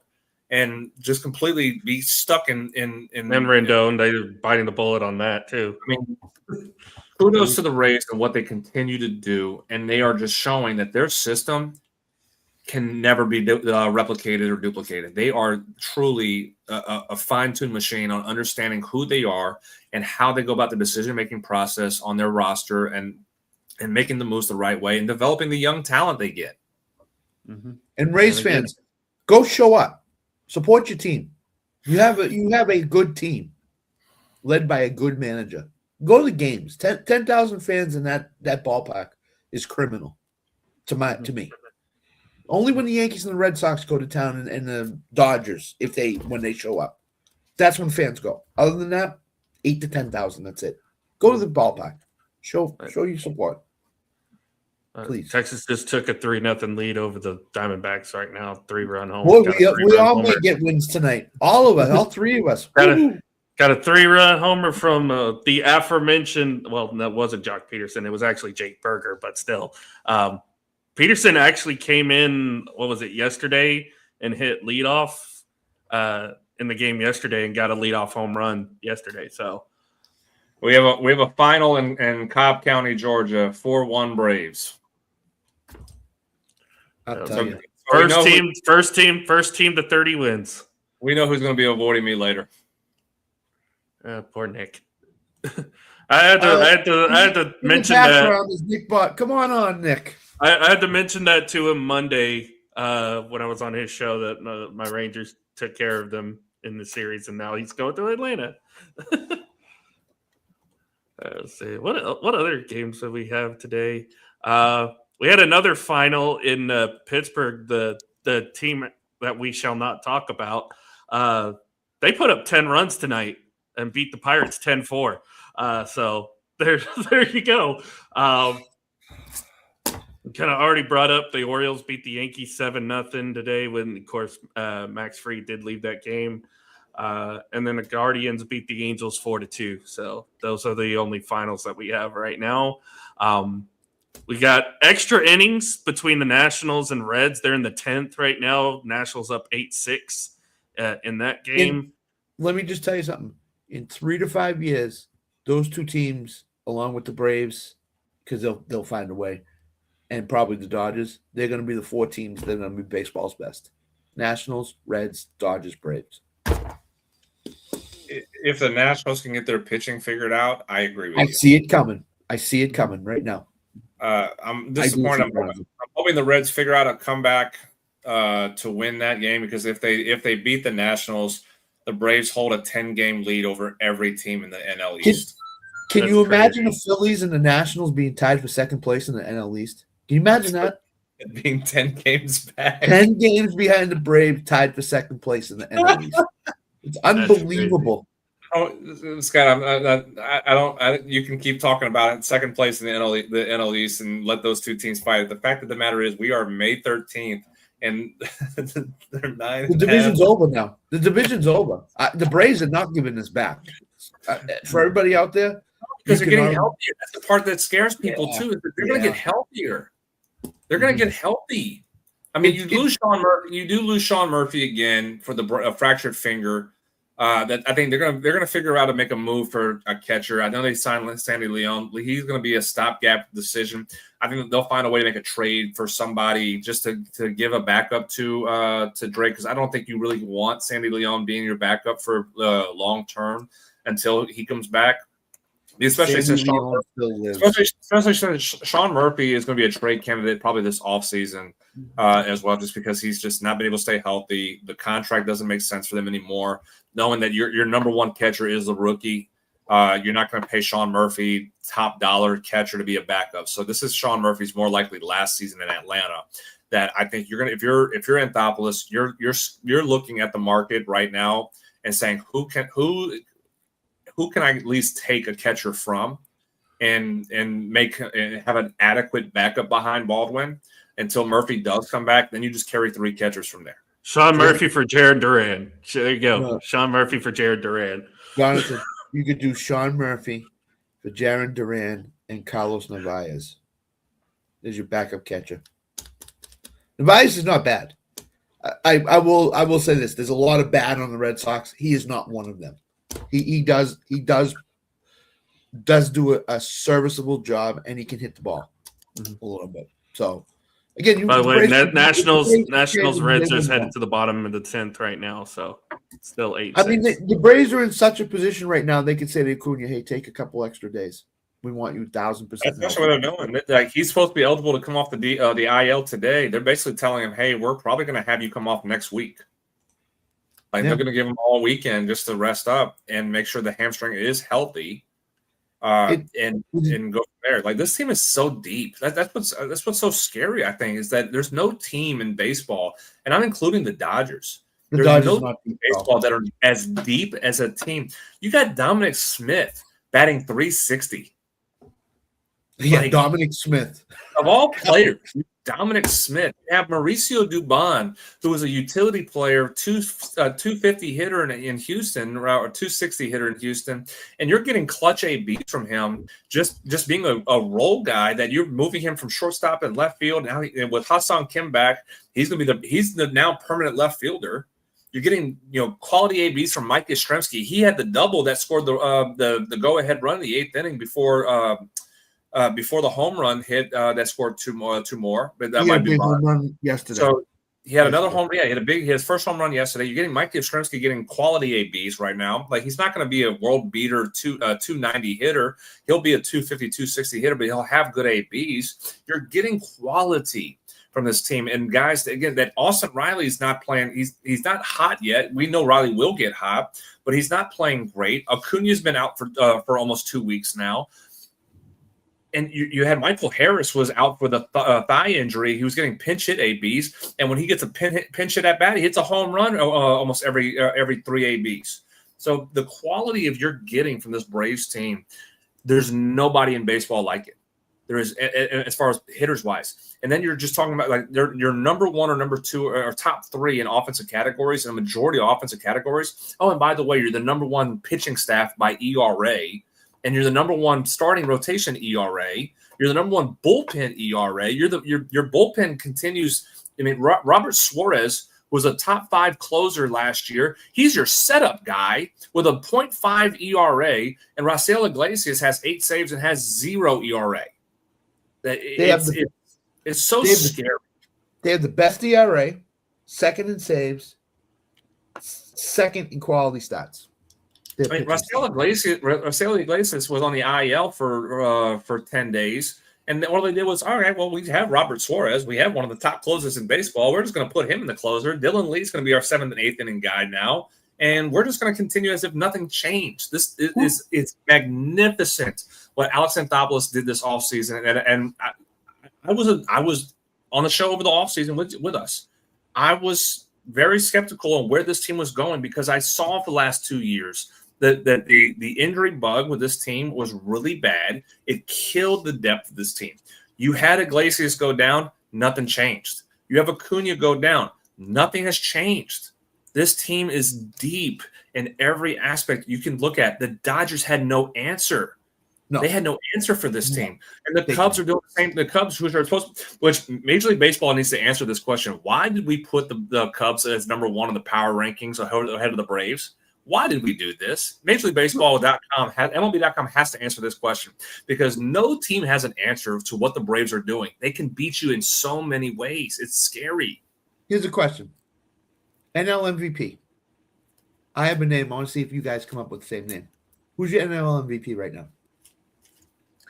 You want me my NL MVP or guess what you're thinking? No. Who's your NL MVP right now? I want to see if our names come up the same. Drake Baldwin. That's not the name. I mean, Baldwin's going to get votes right now because of just what he's doing. Again, he's a second-year catcher. He's leading off for this team or batting 2. And again, the kid is hitting. He's not as fine at tune as defensively, so he's not going to get viewed as a top defensive catcher. But he's the kid. Right. The kid can hit. NL MVP. Well, you're on the right team, though. You're on the right team. Matt Olson. What's my name?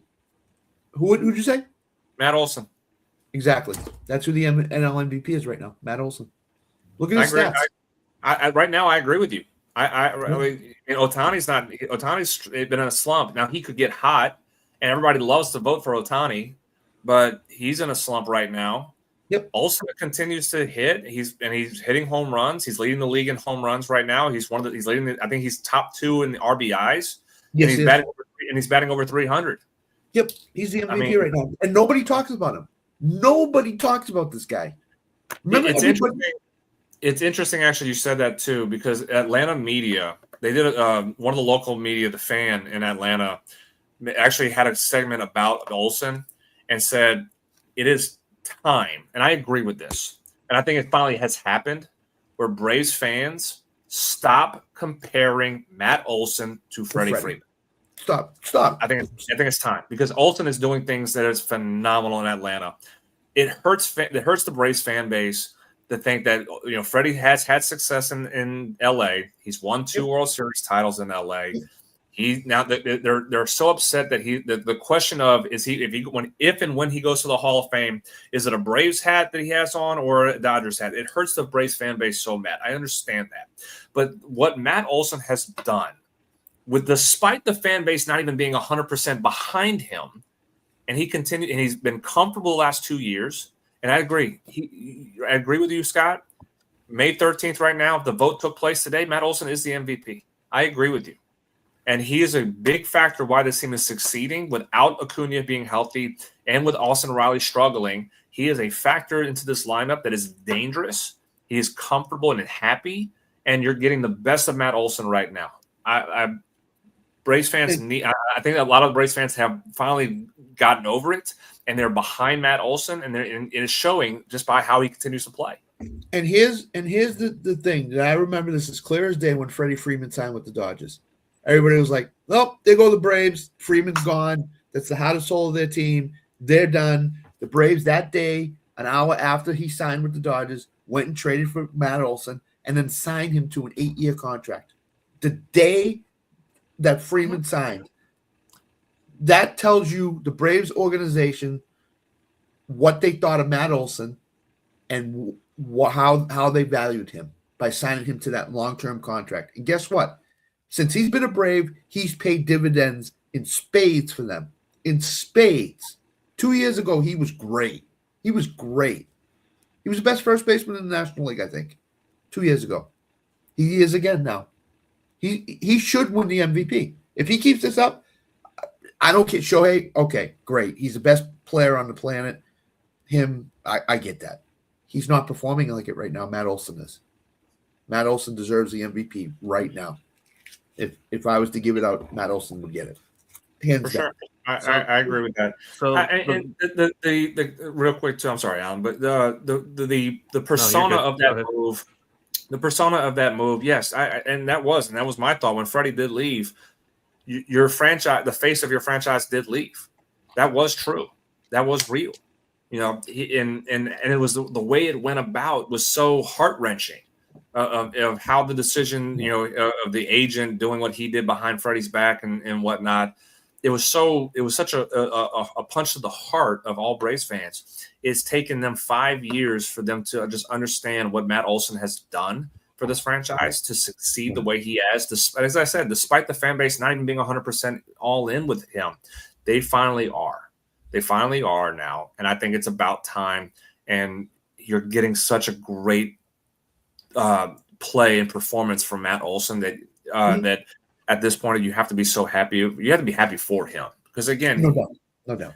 He's from Georgia. He's a Georgia boy. I believe he's a Georgia boy if I remember correctly. Yes. But again, like the fan base was not there for him at the beginning, the first 2-3 years. Now they are, and he performed during that time when he wasn't. They weren't. He's thriving right now. Yeah. Mm-hmm. Just a little bit of a score update. The Reds did get in a run in. It's now 8-7. They have a man on second with 1 out. Are they playing in Washington or Cincinnati? They're in Washington right now. They're in Cincinnati. It's in Cincinnati. It's in Cincinnati. So the game's over. Washington's up 8-7 right now. Oh, Washington's up 8-7. Okay. All right. Well, no, not yet.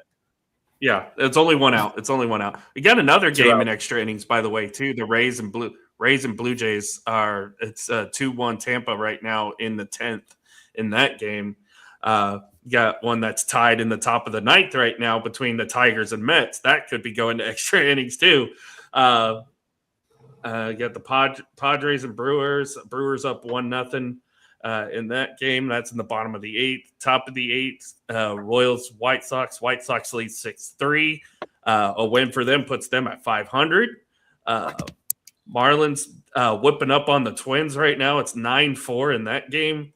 Saw that coming. I saw that coming. Diamondbacks did add a run. It's in the top of the 7th right now. Rangers lead 3-1 in that game. Mariners lead the Astros. We talked about the Astros earlier, how they've kind of fallen off. It's 2-0 Mariners right now in that matchup. And Cardinals Athletics just started too, by the way. That just went through the first inning, no score there. And the Giants and Dodgers are about to start warming up for their game, which is the last game of the night. So a lot of good baseball tonight. A lot of really good baseball tonight. Very competitive scoring here today. Rays just added another run, so they're up 3-1 in the 10th now. So Tampa Bay continuing to find ways to win ball games, and they'll be the second team to 30 wins here pretty soon. So they would be one win behind Atlanta if they win today. Yeah, they're at 28 right now. If they win tonight, they'll be at 29. Mm-hmm. Get ready for Braves-Rays World Series. It's coming, people. Oh, that would be interesting. I would like. Major League Baseball would not be happy about that because I don't think that's going to be a big ratings boost or a ratings getter. It'd be on the level of Arizona, Texas a couple years ago. But that would be great baseball, though. Like it would be. The fans who are like us would be thrilled, but the casual fan would not tune into that. But again, we'll go back to what I guess in that instance, the only team that's in the American League right now that you would be like ecstatic to have in the World Series if you're Major League Baseball is the Yankees. In the American League wise, it's the like you don't have anybody else that in the American League that says we need this team in the World Series to really get ratings. So I mean, like I think at this point, if you're Major League Baseball, you're kind of sitting back and you're terrified right now as far as ratings wise what the World Series is going to look like. Now, the Braves do have, as I said earlier, they have the big national following. You're going to get a lot of ratings boost because of the Braves being in it. Now, if you have Braves and Yankees in the World, you're talking about a huge ratings, I think up there, equivalent to Yankees and Dodgers. I think it would be almost equivalent to that. But if you have a Braves and Rays World Series, it's going to be low rating. But it's going to be such good baseball, though. That's going to be so good baseball. Yeah. Reds have runners on the corners. They got to steer still a base, and they got to walk. To Danny's last comment, I agree. It should have been Braves and Rays. With Braves losing to the Dodgers in Game 7 of the NLCS and the bubble playoffs in Arlington. It should have been Braves and Rays. I agree with you on that. But I mean, Corey Seager decided he wanted to be, play hero baseball and killed us in Game 7. Game 5 too, actually. That's probably why he picked Texas, because he knew he could hit in that ballpark. But I was at Game 5 when the Braves had a chance to win the series. I was at Game 5 in Arlington, Braves and Dodgers, and I saw Corey Seager had the go-ahead home run in the 9th inning, and it was absolutely brutal to witness. I was going to say the year before they were down. What was it? They were down 2 with the bases loaded. Corey Seager. Juan Uribe in 2019, I believe it was, that beat the Braves because we couldn't figure out how to get him out. And Juan Uribe, I believe, with the Dodgers was the killer for us. And then we go. I was talking about when they played the Nationals. Seager struck out on a pitch where they had the bases loaded. And he had a chance to win the game, and he struck out. Oh, Danny, by the way, I don't know who Vrabel's taking to Germany when they play the Lions this year. All right, game's over. Nationals win 8-7. Yeah, they just got the final out. If they could ever figure with, like Jonathan said earlier, if the Nationals could ever figure out a pitching staff, the way this offense can hit with Abrams and Wood and those guys, the Nationals might be closer to the Braves in 10 games out. The way they hit the ball. CJ Abrams, I'm extremely high on. I think he's going to be a great Major League Baseball player. I'm very happy he figured like he's maturing. Yes. I don't think he's there yet still, but he is growing up. Yeah, he's getting there. I agree. He's getting there. Yeah. So, Scott, what we got going on the rest of the week? I know we've got the radio show tomorrow. We've got to hop in the meeting here pretty soon. I'll follow you around, Alan. You and Tanner are my you guys guide me. I just follow you around. So Tanner's a little upset right now because his Royals are losing to the White Sox. So, and I bet on Seth Lugo tonight to go over his outs, and he failed me. So thanks, Seth. I appreciate you. ESPN Radio tomorrow with Whit on the Rec Room Sports with Whit and the guys. I don't know if Bobby will be there. Bobby's been sick all week. Saturday, lock it in. Saturday morning, somewhere between 10:30 Central Time and noontime Central Time. That's enough out of you, Danny. That's enough out of you. Thursday night will be False Start Thursdays with me, Nick, Sam, and Tanner. There's Tanner. There's Tanner. Yeah, I agree, Tanner. The Royals are not. Thanks, Seth. They stink. They stink. And then back here next Wednesday for the baseball show. So, which, by the way, we may or may not have a guest on the show next Wednesday. So that's going to be fun. No, who is it? Actually, it's Whit brought this up to me yesterday in our little mini meeting. It's a guy, I don't know what his exact title is, but he follows the Jumbo Shrimp. So, okay. And he said he saw the show and wants to hop on. So I thought it was like Sam or something. We might be talking about some Jacksonville Jumbo Shrimp next week. Hell yeah! Oh God, I'm going to do homework on the Jumbo Shrimp. Oh God. All you have to do is win those tickets, Scott. All you have to do is win those Jumbo Shrimp. I keep tickets. calling. They don't give me the tickets. They say I'm on the show. I can't win them. So, and then next Wednesday, again, enjoy baseball now because we might not have it at this time next year. They have started CBA talks, which I don't know how big that is right now. But I know we were supposed to talk about it today. I guess we'll need to kind of. We'll get into that next week. That was something that we were going to talk about that today, but obviously with everything we talked about, with very quickly because I know we got to go soon here. How confident are we that Major League Baseball and the Players Association can come together? I think with the new leadership in the Players Association, which it can always be scary because what direction do you want to go with? I think getting rid of Tony Clark, who was y'all know I have been very critical of Tony for many years since we've been doing the show. I was not a fan of what Tony Clark has done as leadership of the Players Union. I think with new leadership, there might be more ground to stand for the players, which can help in talks to understand what we want as players and what the owners want, where we can do some giving and we can do some getting too. So I think at this point, we're talking in May. We're not waiting to September for first talks. We're doing it in May. I think it's encouraging. I think it's a start point. Now, am I sitting here saying we're going to have a CBA finalized and agreed upon before the deadline in December when the CBA runs out? I'm not saying that right now because I think they're still too far apart. But it's encouraging that there's conversations happening now in mid-May, not later on when both sides have really truly dug their feet into the ground and said, I'm not budging one bit. I think talks are always good, especially early talks. Mm-hmm. It's a positive sign for sure. We'll dive more into it. Jonathan, what you got going on this week?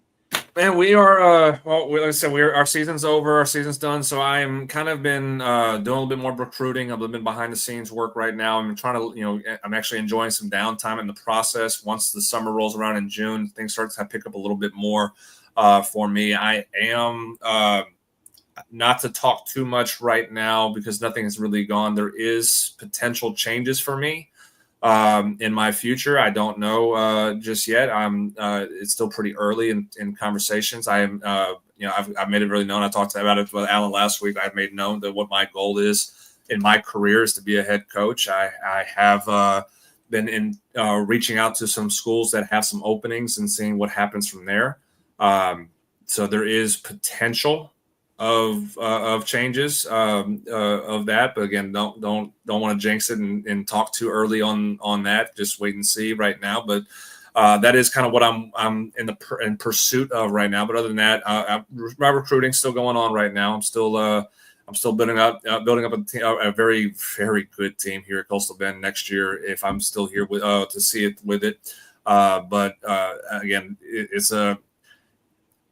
this is very stressful. I'll say this real quick for me. This is very stressful for me because again, I'm having to be a little anxious on what my future is going to be. And it's not my future as far as just if I'm going to be here. It's a matter of what the next step for me is. So waiting, I'm not a patient person. So I have to try to learn. That's why, again, I spend more time probably in the gym the last 3 weeks than I probably should be. My body would, or any doctor would tell me I should be, because that's my safe haven.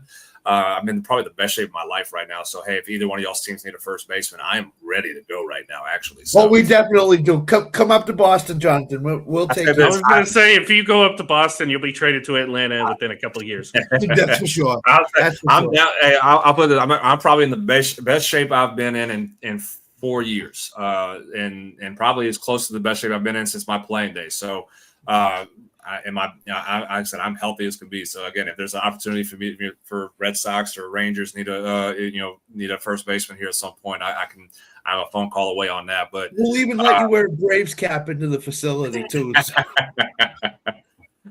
I mean, like I said, y'all are going to trade me in 2 years anyway to the Braves, so I might as well get used to that, right? But I'll say it is a little bit of a stressful time, in a good stressful way, just because, again, it's a matter of just waiting and seeing what happens, and hopefully some interviews do happen here pretty soon. And I can start kind of building up myself again. The resume that I built up this year with Coastal Bend and our offense being the number one offense in Region 14, one of the top offenses in the country. We built up in my ability of recruiting and what we've done here. I don't think there's a better resume that I've built for an opportunity to be a head coach. So just going through the process right now and kind of waiting and seeing what happens. Obviously, if the worst case scenario is that I return at Coastal Bend and continue to build up what I built here, then great, I'm going to be here again. But I do know what my future holds and where my future lies and where I'm supposed to be and what I'm building up to prepare for. So, I say I won't go too much into detail just yet. Once things start transpiring, obviously you guys are going to be one of the first groups to know about what's going on. And if there's an announcement that needs to be made, then maybe a breaking news segment here on the show will occur when that happens. But until then, like I said, I'm planning out my trips and for recruiting. I got a lot of trips happening in June. I do know there's gonna be a point where I'm gonna tell you guys that there'll be a week I will not be on the show, and that's my birthday. I'll be on a beach in the Dominican Republic. I'll be at a beach, on a golf course, all that. So we'll kind of, when we get close to that, I'll kind of remind you guys about that, and I'll send y'all pictures and videos and living it up on the beach out there in Punta Cana, Dominican Republic, while you guys enjoy Boston and Oklahoma. No, thanks. It's going to be 85 degrees here next week, so we are. He leaves and gives us his weather. Wonderful. Listen, we're dying for 80 degrees here. We're in the 50s right now. Y'all live vicariously through me. How about that? That's right. No doubt. By the way, Dalton Varsho just hit a walk-off grand slam. Blue Jays beat the Rays 5-3. So you jinxed them. All right, nice, Alan. Oh, by the way, we have our third straight extra inning game. Tigers and Mets are in the extra innings.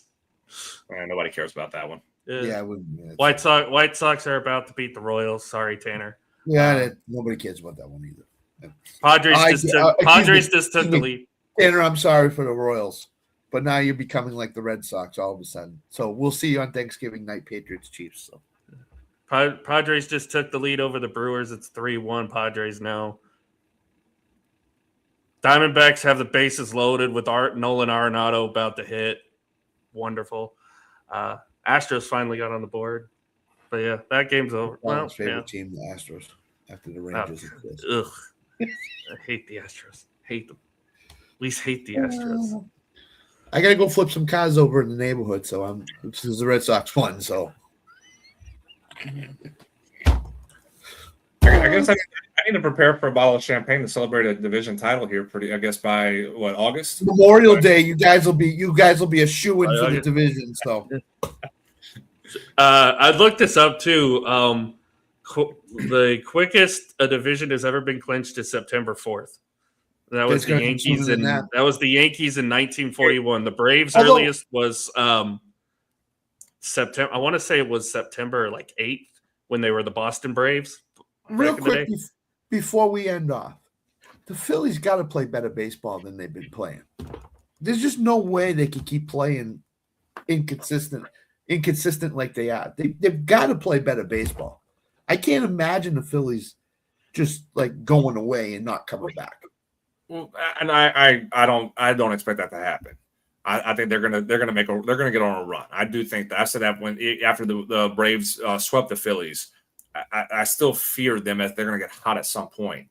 Now, to be to stir the straw of the drink here, could the Braves get a 20-game lead in the division? I mean, I know, is that far-fetched to think that this division kind of just continues to slide and the Braves continue to just be what they are consistently? Could we see the Braves have a 20-game lead over second-place team in the East? Possibly in the middle of June someplace. Yeah. I mean, what?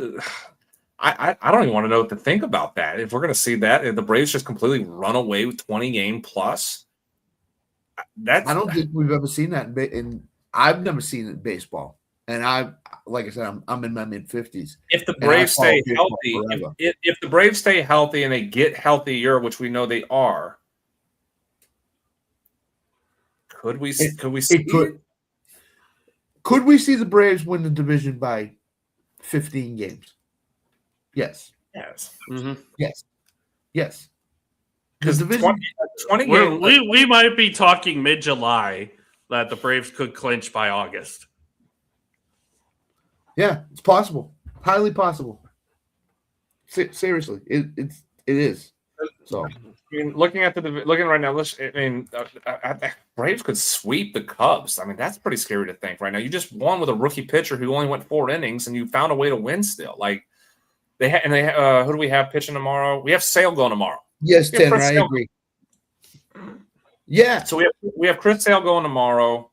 Your pitching staff is set up right now. You got Sale, Strider, Richie. That would be Albert. 5 losses. That would be 5 losses in a row for the Cubs because they lost the last 2 to Texas, and if they get swept by Atlanta, then that's 5 in a row.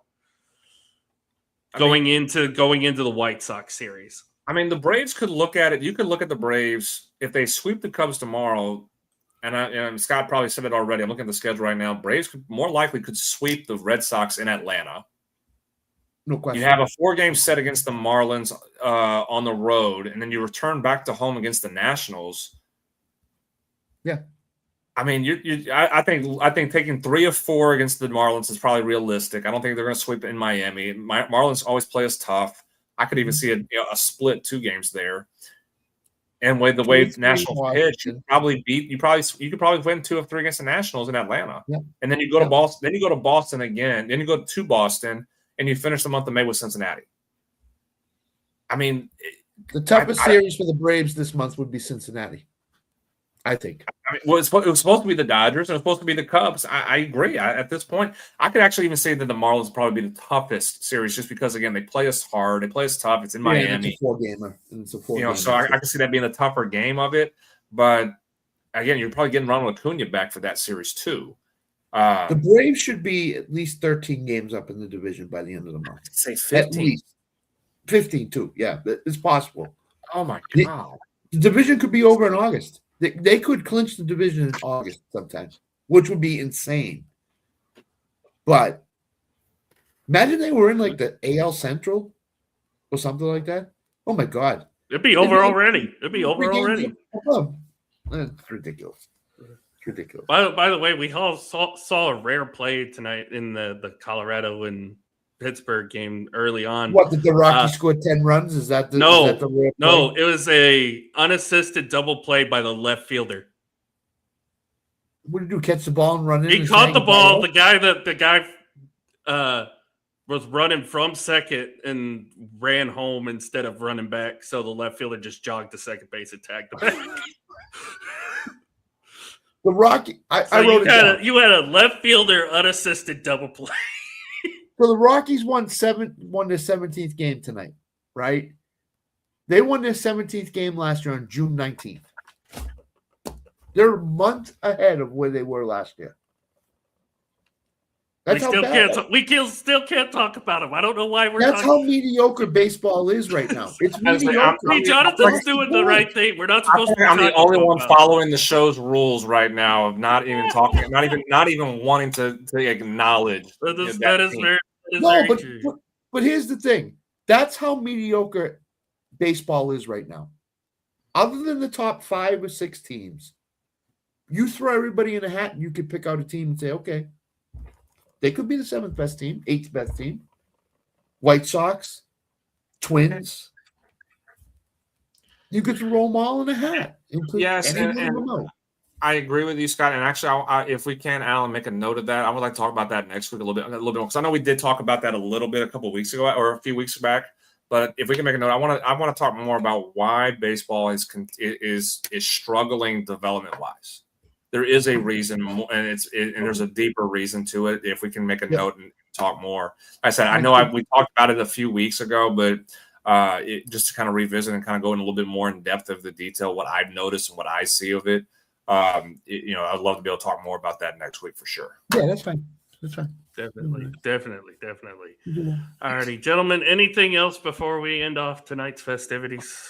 No, I have something to do before we go on our Zoom meeting. So, real quick, guys, have a wonderful evening. We will be back next Wednesday to talk some more baseball. Until then, love y'all. Stay safe.